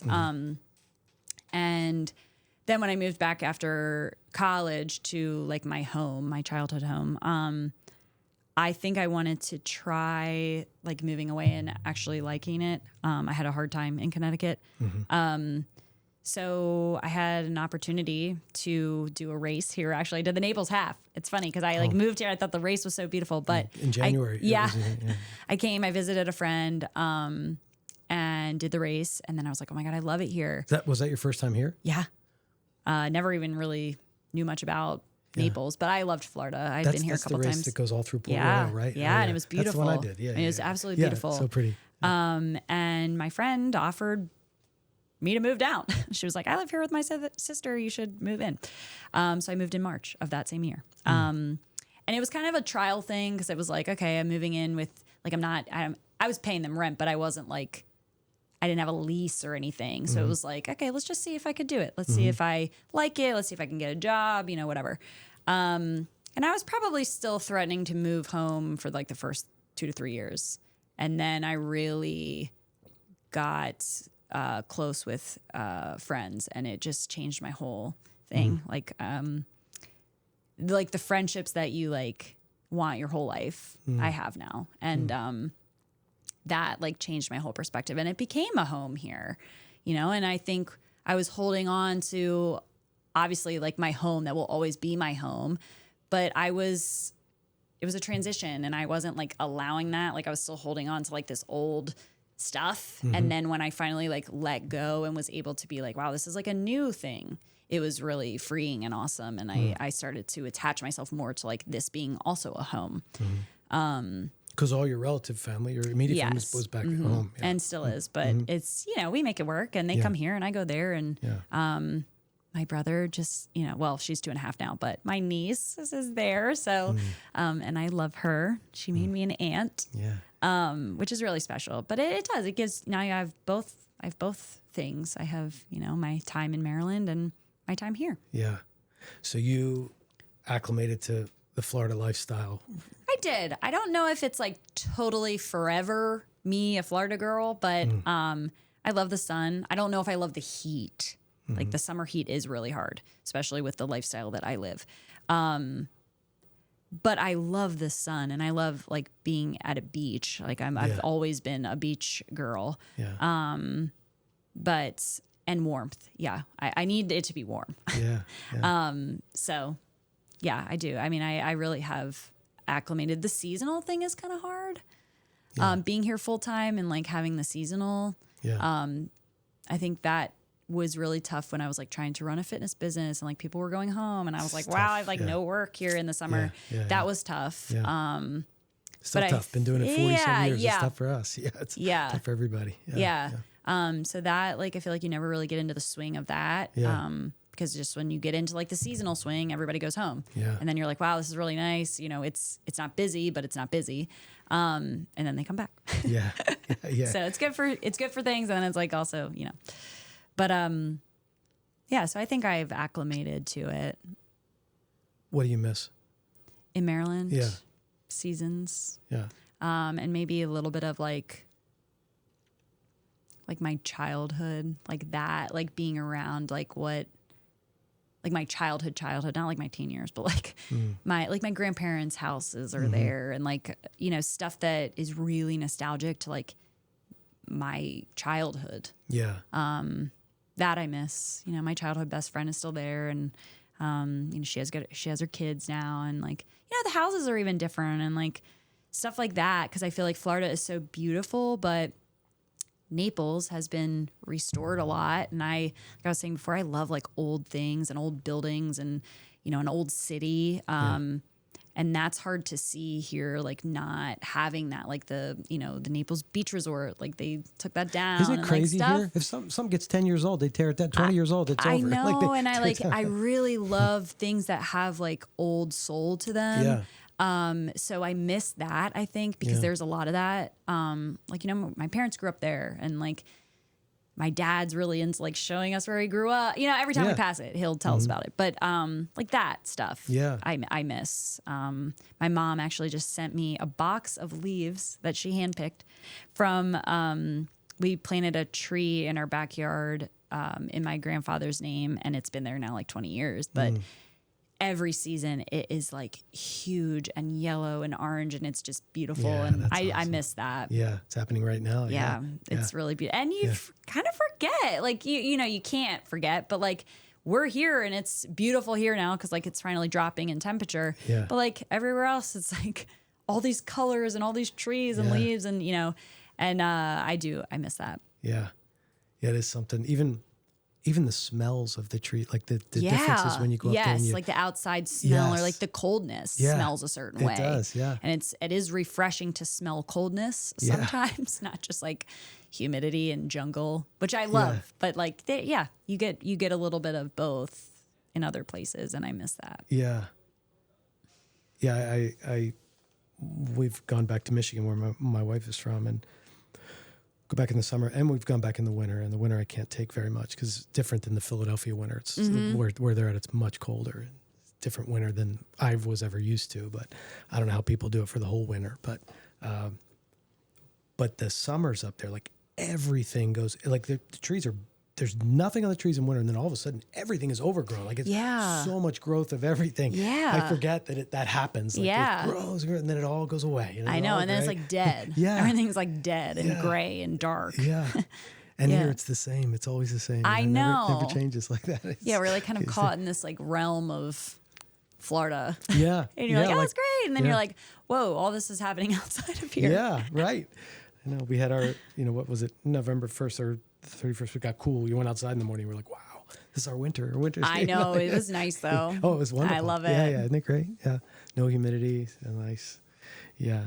Just it's nice to reminisce about those because I miss those. And you're from Maryland, so we used to do crabbing in Maryland because my father kept our boat in Maryland from Philadelphia, and we would take chicken necks or some parts of a chicken and tie it on a string, dip it in the water, and then slowly pull it up so he didn't know he was about to get trapped. Yeah. I know. We did that. Me and my grandfather used to take us to, so when we would go to Ocean City, there was a park there, and you could go out on the pier at the park, or dock, really. But there's all sorts of people crabbing and stuff. But he say you got to just, it's mostly just waiting. Yeah. And then you got to do it really slow. Yeah. But that was cool. Yeah. Just remember seeing like you get that first glimpse of that giant one that came I up. know. And, like, so exciting to see that. Like I know. The little crabs. And they used to some of my grandmother and my aunt used to make crabs and spaghetti. They would put crabs in like a red sauce and make crabs and spaghetti. And that's nice. That sounds nice. Yeah. It was I miss crabs too, I gotta tell you. Yeah. I miss the seafood. Yeah. It being like, not that we don't get it here, but I mean, it tastes different. That was a special kind. Yeah, that was different. Yeah, it was definitely the Chesapeake, and boating on the Chesapeake was a special place. A nice, experience. Different. Yeah. I when we would go back up for the salon we had there, my father and I would go up, and that's the first thing we did was get crab cakes and just whatever crab we could get. Yeah, it was the best part of it. I know, and it's funny when you go to somewhere other than Maryland and it says like jumbo lump crab cake, and you're like, yeah. Tell me about this jumbo lump crab cake that you have here in like never seen Iowa. Anything like it here. Yeah, right. But yeah, I know they don't know. It's different. I mean, they're huge there, but it is. It's jumbo lump crab cake because you're getting it from Maryland crab. Yeah, it's good stuff. Great stuff. Yeah.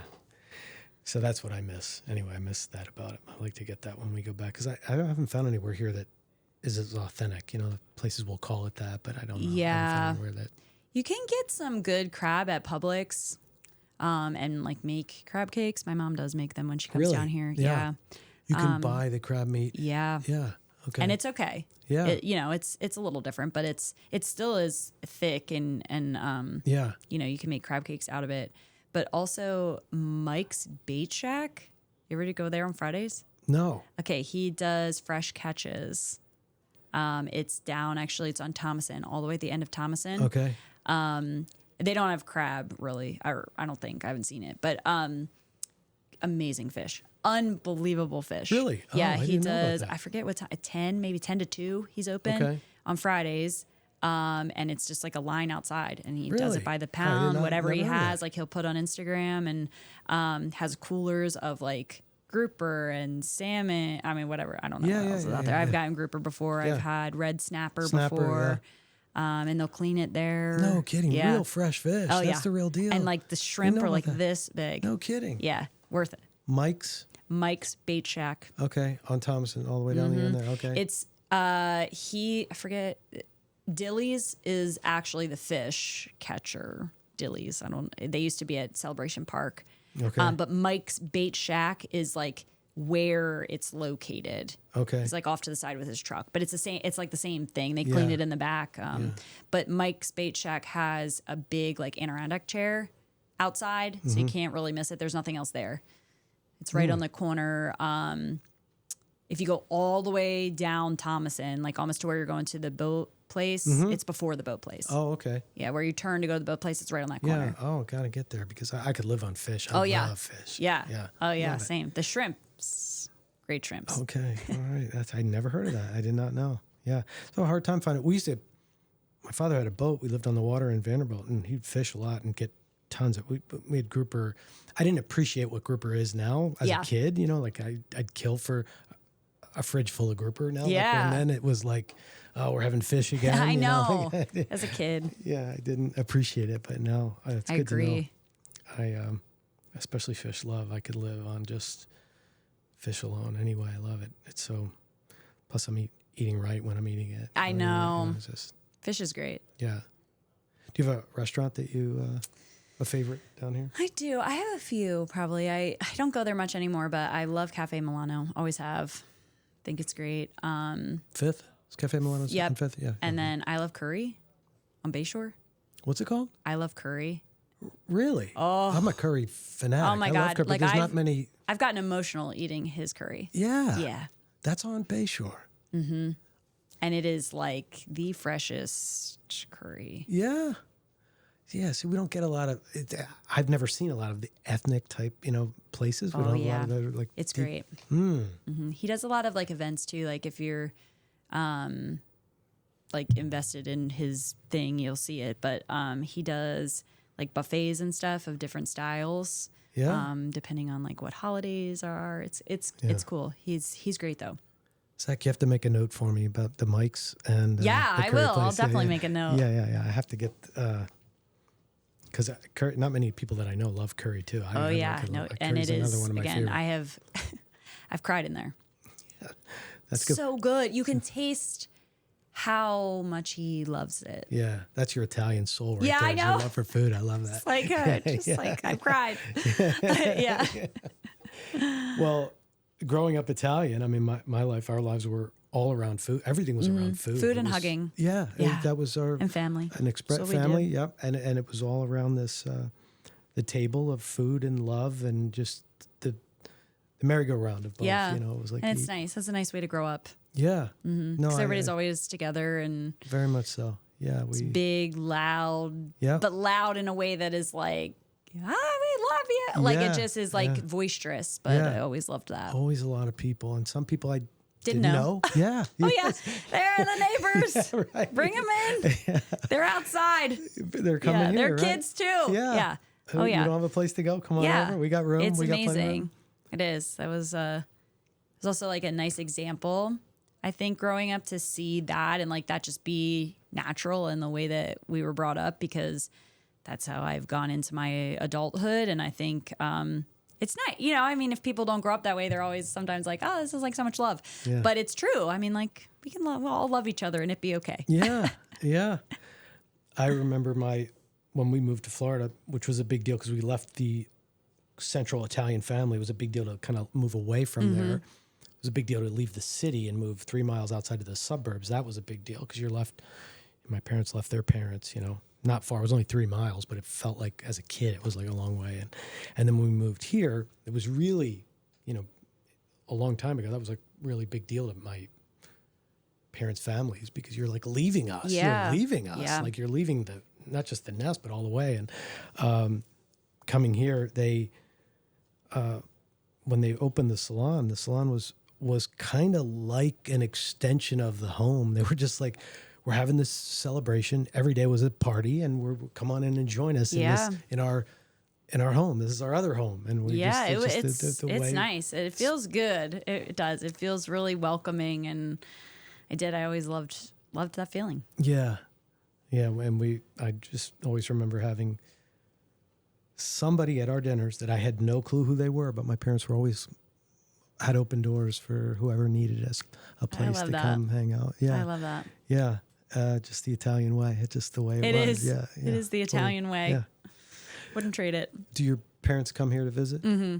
Yeah, my parents come probably 2 to 3 times a year, and I'll go home 2 to 3 times a year. So we get some good time. Thanksgiving up there? I do Thanksgiving here, actually.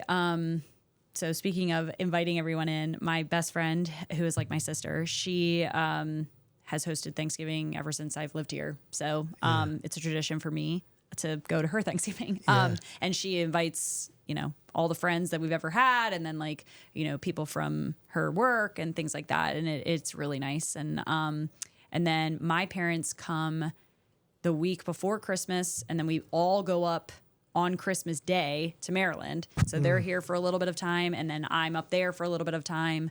And then Easter has been both. I've done both.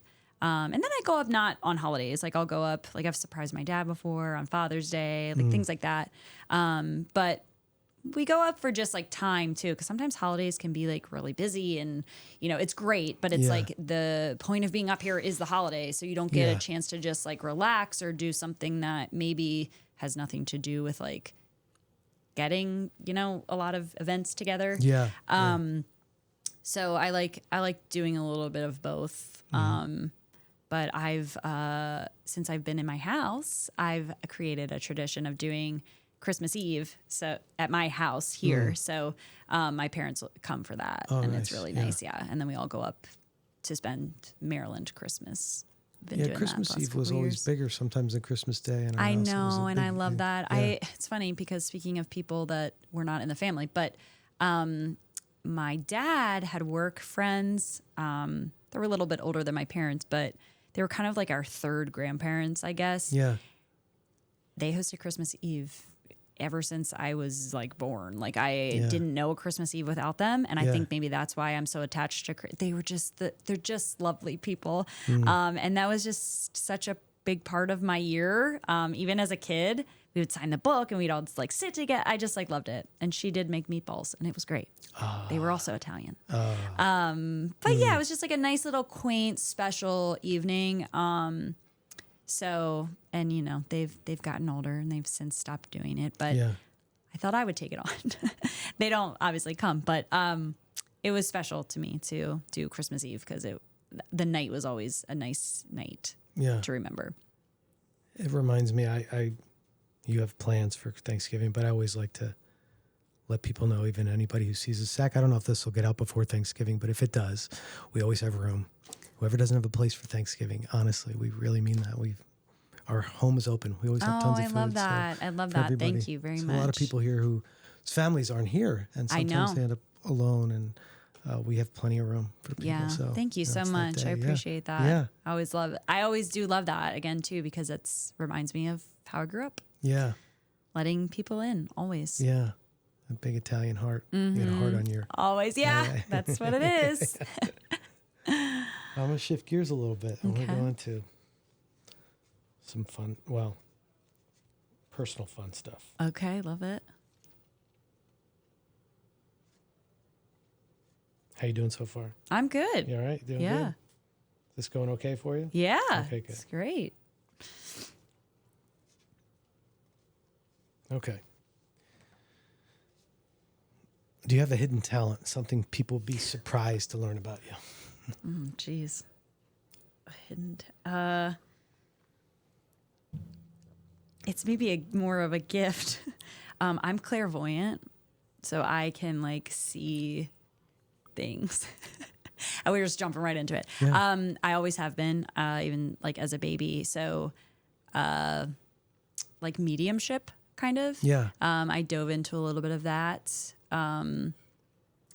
It got a little bit, it gets really heightened, I guess. Like the training of mediumship. So I just assume have my gift and not know how to use it. But, yeah, I don't know. I can like, not necessarily psychicness, but I can like, I always used to say to my mom, I can see things like in my eyelids, like I can hear stuff. And then I would know it.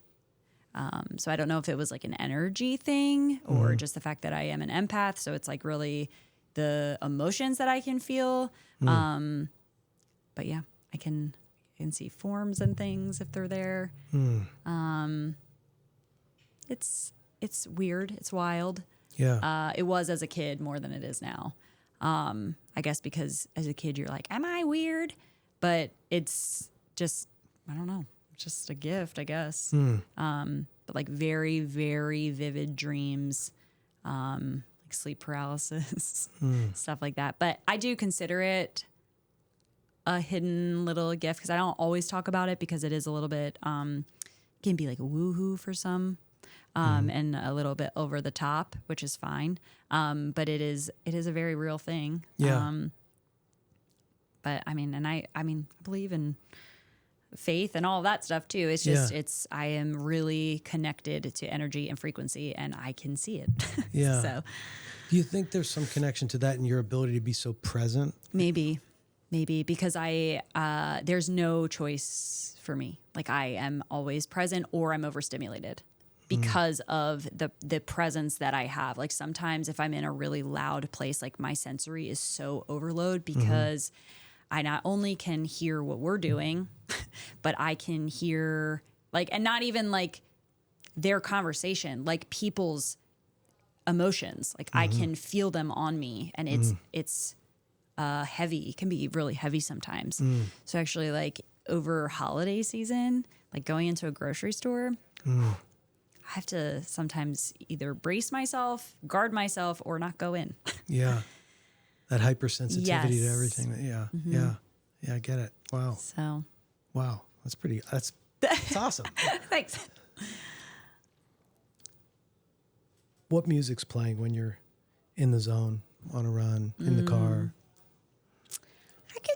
So I really like a good dance beat. I'm a big T-Pain fan, so we'll put that out there. Okay. But I like a good dance beat to like, I guess, like a remix of a good song. So like a song that you love listening to, and then like a good dance beat behind it. Sure, yeah. So I love remixed, like, this is gonna sound weird, but like remixed country songs because they have a lot of meaning to them. Yeah. So like I don't always like country music just as country music, but a good country song to a remix, love it. Okay. Or like Kygo as a DJ, his music I love. Okay. So because I'm building a playlist from guests on the podcast, and I'd like to add a couple from you. Like what would I you love that. Okay. I love. Okay, so T-Pain, like I was saying, is my favorite artist. Two-Step Remix is a great dance song. Two-Step Remix. Look it up on Spotify. That's like what that. it. Yeah, Okay, I would do the clean version. Okay. And then it's a pretty clean song, but All right. Gotta put that on my list, Zach. Gotta get that. Yeah. And then I've really been into that song "Man I Need." It's by Olivia. I don't remember her last name. But it's so good. It's like really popular right now, and I really love it. Or Ordinary. Love the song Ordinary by, I think it's Alex Warren. Okay. Love that song. It's a beautiful song. Just the words even. All right. They're on the list. We got 'em. Okay. Thank you. Books or podcasts you love? I'm not a big reader. I'm dyslexic. So sometimes I have a hard time reading. I want to like reading. Yeah. But it's a challenge, like a real, like it frustrates me sometimes. Yeah. But I have read a couple books that I love. I love Firefly Lane.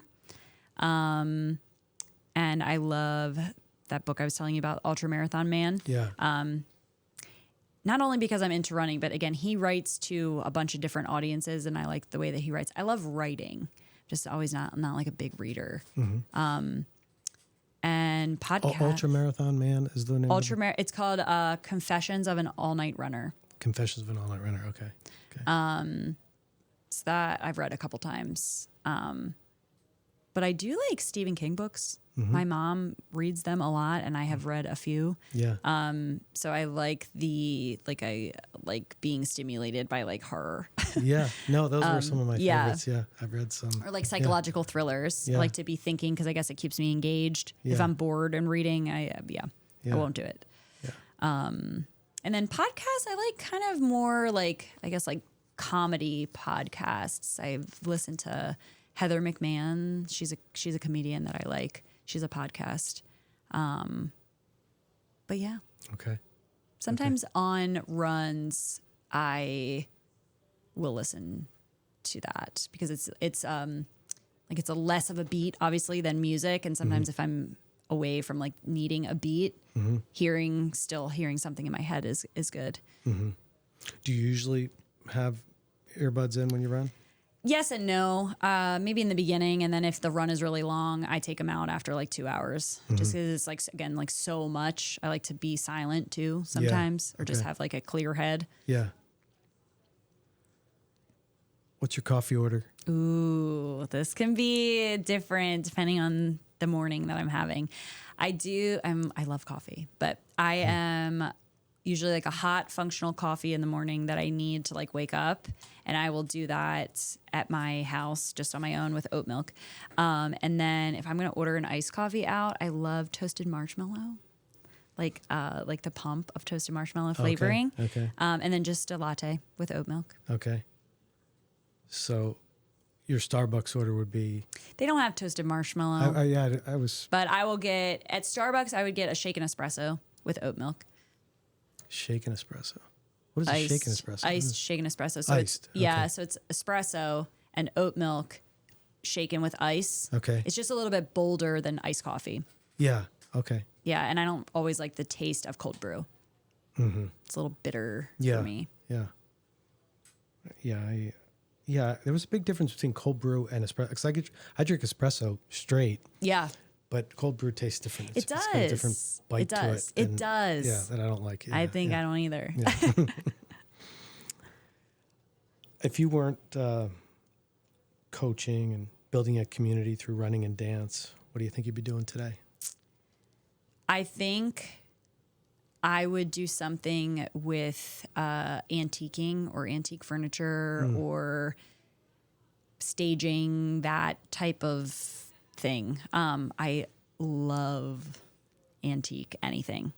Anything, again, that is old, but furniture, dressers, hutches. I was doing a little bit of painting of these items in my garage. Oh, wow. But it takes a lot of time and it was hot and all this. I have since kind of stopped, but I still have some pieces that I need to do in my garage. But I love that kind of thing. Yeah. I love like searching for antiques. I could stay in an antique store for all day and not be bothered by anything.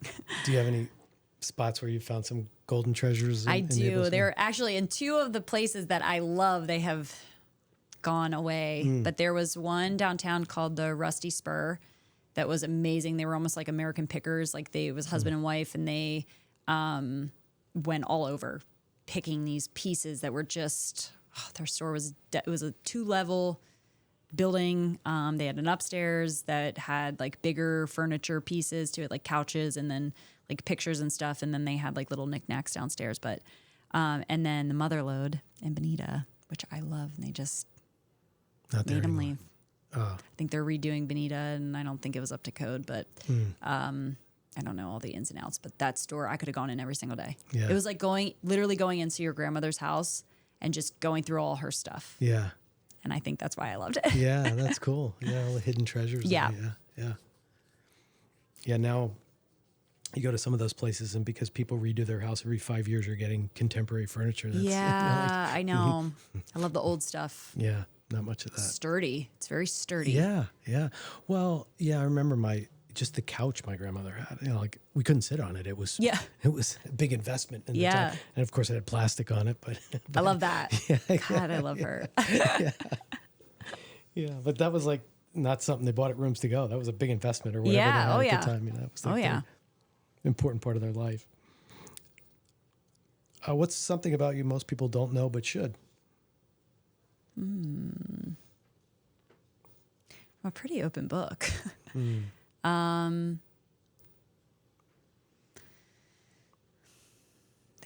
feel like this is a hard one because maybe since being in the community, it's like opened me up to a lot of people that like, again, I have to be myself fully. So I do feel like a lot of that gets, out there, like in the open, but probably like, I think people know this though. Like I'm like loyal to a fault almost, like friendships, family, like that is everything to me. So if I like have any type of like loyal connection to something, like that is going to trump everything. And a lot of times, like again, in like transitional periods of like growing up and like with friends and things, obviously you always end up with the right people, but I have been loyal to a fault to where I've lost other friendships to be true to other friendships. Yeah. Which I think is the right thing to do, but also I think sometimes it's misunderstood. But I would never like not stand up for someone just for sake of like saving face over here. Yeah. Or I would like, I do not talk behind backs of friends. I don't like that. To me is a major no. It's never going to gain a friendship for me. I don't need to keep the friendship. Like if that's what we're doing, you're not the same type of friend that I am. And that like, that'll end it right there for me. I think people know that, but I guess if you're not like in a deep friendship with me, maybe you wouldn't. My real friends know that. Yeah. That is like just who I am. And it's also like on the other end, like I wouldn't want you doing that to me. And that would would hurt me completely. So I just don't think it's like worth it.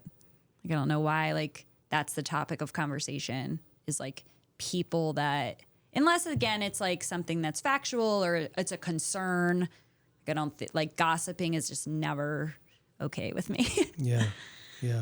That's so like malicious poisonous. Gossiping. And then you're like friends with them out here. Yeah. That I don't understand it. I don't know why people do it. Yeah. It serves no purpose. It doesn't. Like it just doesn't. Yeah. I think when people are in the victim mentality, they kind of gravitate to that because they want to gather more people on. Yes, exactly. Build up the hatred or whatever. Yes, they have or just the like other person. their little tribe. Yeah. But it's kind of built on gossip, so it's probably going to turn to dust. Yeah. No, so true. It's poisonous. These are a couple of. I'm gonna have you pick 3 of these. Okay. And then you're gonna out loud read the question, and then One or insight, and then tell us your thoughts. 2. This is gonna be great. Oh, ooh. Okay. So do I read both sides? Yeah. Okay. Well, I think just one side okay. is the question. Okay. Would you rather have the superpower of invisibility or flight? 1,000% flight. I think I'm actually like always in flight mode. That's like what some of my friends like always say. But I have always wanted to fly. I love birds. Yeah. Like love them. I feel like I have again like a spiritual connection with them. Yeah. But I don't think I would want to be invisible. I don't. I think I would, like, again, comparing these, I definitely would want to fly more than be invisible. But I think that would be very special. You get places really fast, and I think it's also something that, like, only birds can do, which is really cool. And they're also, like, don't look like they would be physically able to fly. If you look at a bird, like this huge body and, like, this tiny little head and then wings. But I think it's really cool. I think it is a superpower. Yeah. I'm with you on that one. Yeah. Who is the one person in your life who knows you best? Just one? I could say 3. My mom and my grandmother are obviously like connected. I'm very lucky, but my grandmother was like my person. But my mom knows my heart like inside and out. But my best friend too. So like not being family. I mean, she is my chosen family, but she's like a soul connection friend. Where I feel like always very understood in her presence. Who is that? My best friend, Lindsay. Lindsay. Okay. So I think it's really special to have a friend like that. That's not like blood, but also is someone that just has taken the time to understand you and get to know you, and like me on her end too. Like we definitely have a sister bond. I never grew up with a sister, so I don't know if that's true or not, but it feels like a connection that was like always there. And yeah, back to my grandmother. Just love her so much. She has passed away, but I always feel her presence. And she was like that one person that, I mean, like I could call her every single day and we would have like something to talk about. But she was so cute. She was just like such a like little gentle little lady. I just loved her so much. But I feel like a lot of me is her.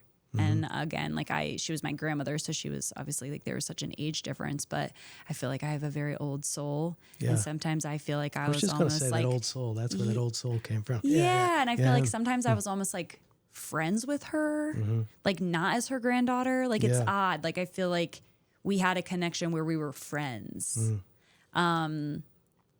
like before all of that. And then my mom is an angel on earth, and will listen anytime I call her. Doesn't matter what time it is. Doesn't matter how many times I've called her. She will listen and listen and listen to me. And, never wants me to feel alone or be alone or, and I think that's just something special about moms is that they always have that connection to you. Like no matter how old you are or where you've moved to, she's still very invested in my life. And I think, really does know me. She knows me inside and out. Yeah. Nothing like a mother's love. Nothing. Nothing. What's your mother's name? Sally. Sally. Mm-hmm. Yeah. You did a good job, Sally. Thank you. Mm-hmm. What, how would she describe you? I'm interrupting that for a second. I think she would actually, it's funny because I saw this word deep, and I think she would describe me as deep and empathic and caring, genuine, but also very like wholesome and pure. I think there's like a lot as you age that like can harden you.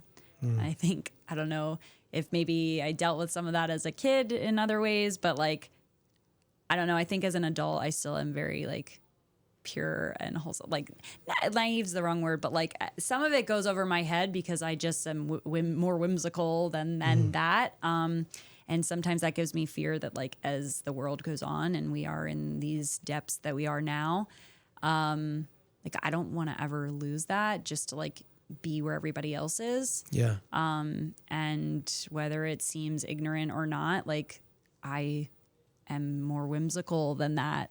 Like it feels like that's just really heavy for me, some of those things. And not that I don't choose to like know about them. I do. I know about things that are going on, but they just knowing them and hearing them sometimes is just like it really affects me. Yeah. Physically. They're heavy and they feel heavy, like they weigh on me. Yeah. So I try to keep the softness a little bit and maybe like spread that around just so that we can still have a little bit of that, or just even in my small little circle. Yeah. I got that from you when I first met you, just this freedom. Oh, thank you. Whimsical nature that was just fun and ease. Thank you. Yeah. Thank you. Yeah. Right away. It was in your space right away. It was warmth and just an ease. Thank you so much. Yeah, it was good for me. Appreciate that. Well, you too. We have very, very calming energy. Yeah. Yeah. It's nice. Yeah.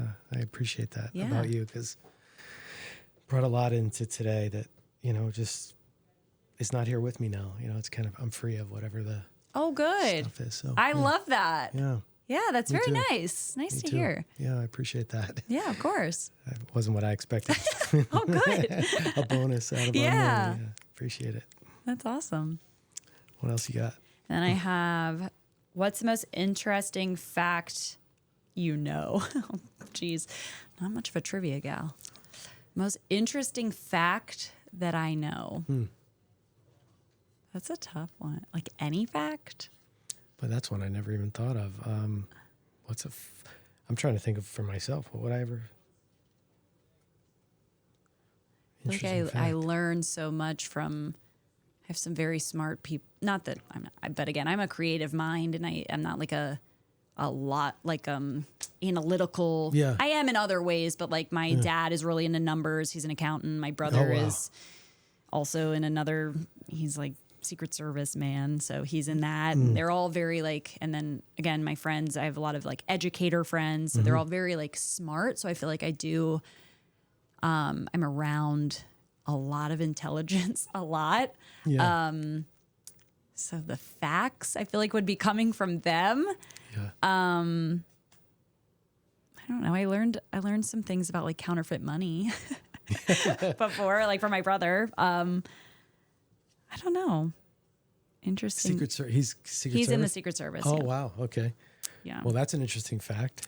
Yeah, I know that my brother is in the Secret Service. Yeah.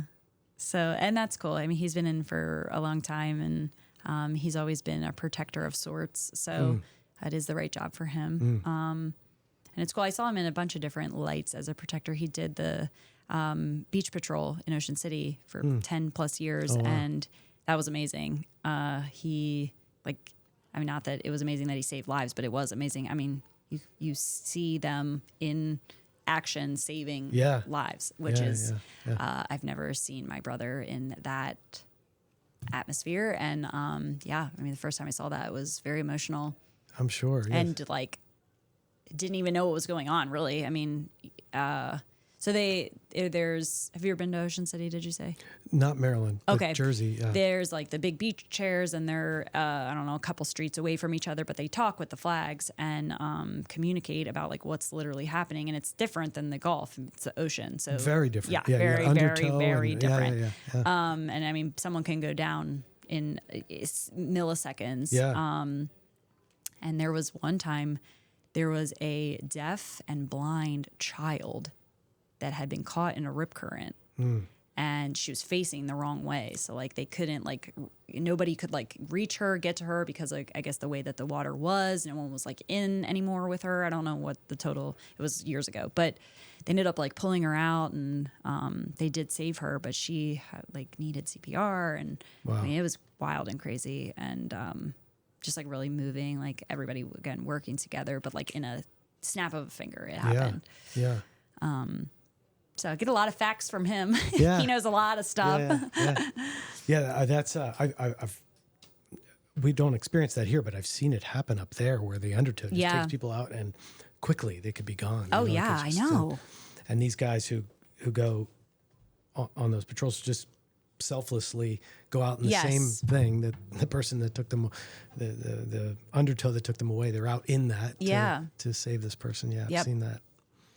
Well, I appreciate what he does, and he did, what he does, and he's still all about that in what he's doing right now. Yeah, I have a special place in my heart for all in that genre of people. The first responders. Type. Yeah, I agree. I agree. That's really putting yourself on the line. Selflessly for all of us. Yeah. Bali. When are you going to Bali? I want to make sure we clear this up. So yes, I'm going to Bali in May. It'll be May 20th through the 26th is the actual mission trip. Okay.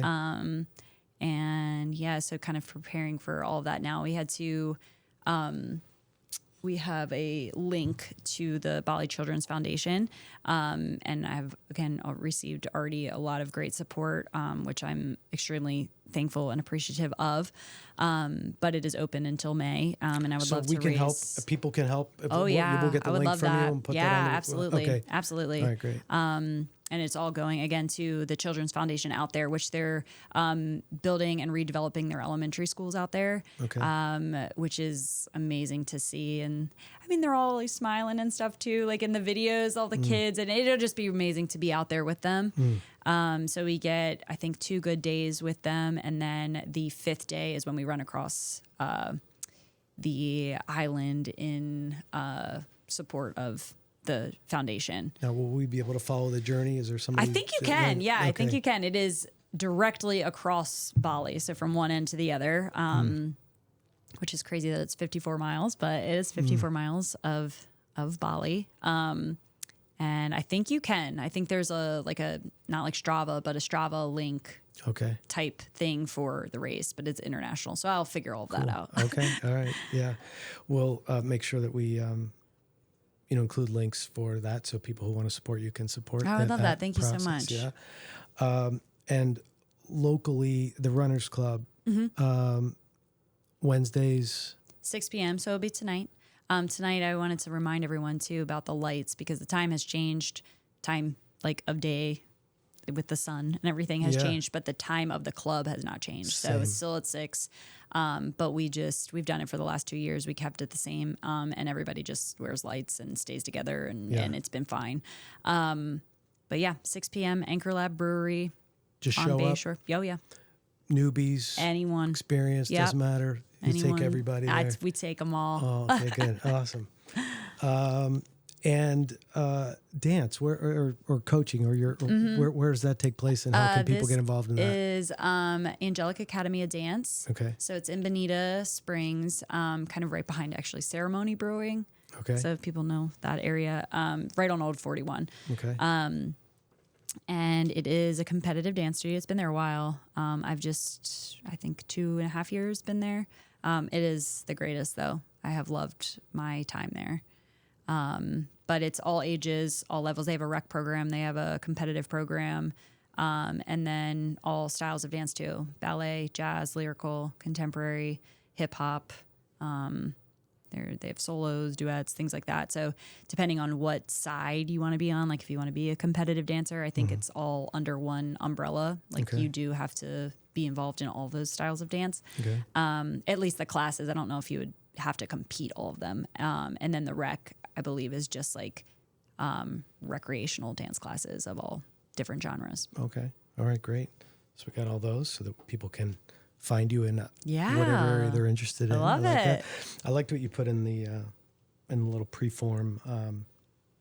You put something about we'll go wherever the conversation goes, or something like. You wrote a response. I think the question might have been, what do you want to talk about? And you put something about you'll do whatever the conversation, wherever we end up. I love that. I try to bloom where I'm planted. Yeah, that was cool. It was cool. You wrote it. I love that. I have one final question. What do you love about your life? I'm only pausing because I do love my life. I think I love the ebbs and flows of everything. I think for a while you like fight that a little bit. And that's what I was saying is that like you always want everything to be perfect or for there to be like no change or, but I think I've really enjoyed the journey, like as maybe as cliche as that sounds, but truly I've really enjoyed seeing where things, like where roots were made and then things are blooming. And you really do end up in the right place. Like I think seeing that and like really trusting that you're going to be where you belong has been eye-opening for me, like as I've aged.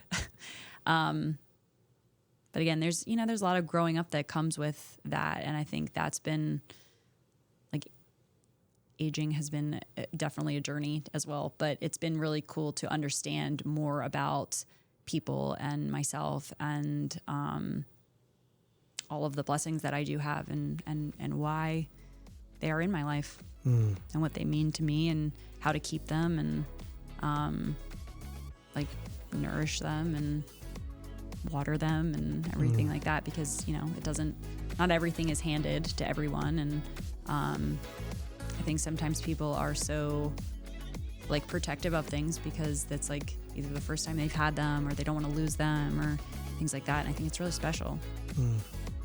So I'm so honored. I really appreciate Brenda introducing me to I you. appreciate Brenda as well. And I appreciate this whole time has been really nice. Yeah. Thank you so much. Very, very beautiful conversation that we had. I feel the same. And I had no idea. It's kind of refreshing and heartwarming because I was hearing somebody who does ultramarathons. It just, to me in my mind, I visualize this beyond human that maybe doesn't have a heart, because you can't have a heart like that. Right.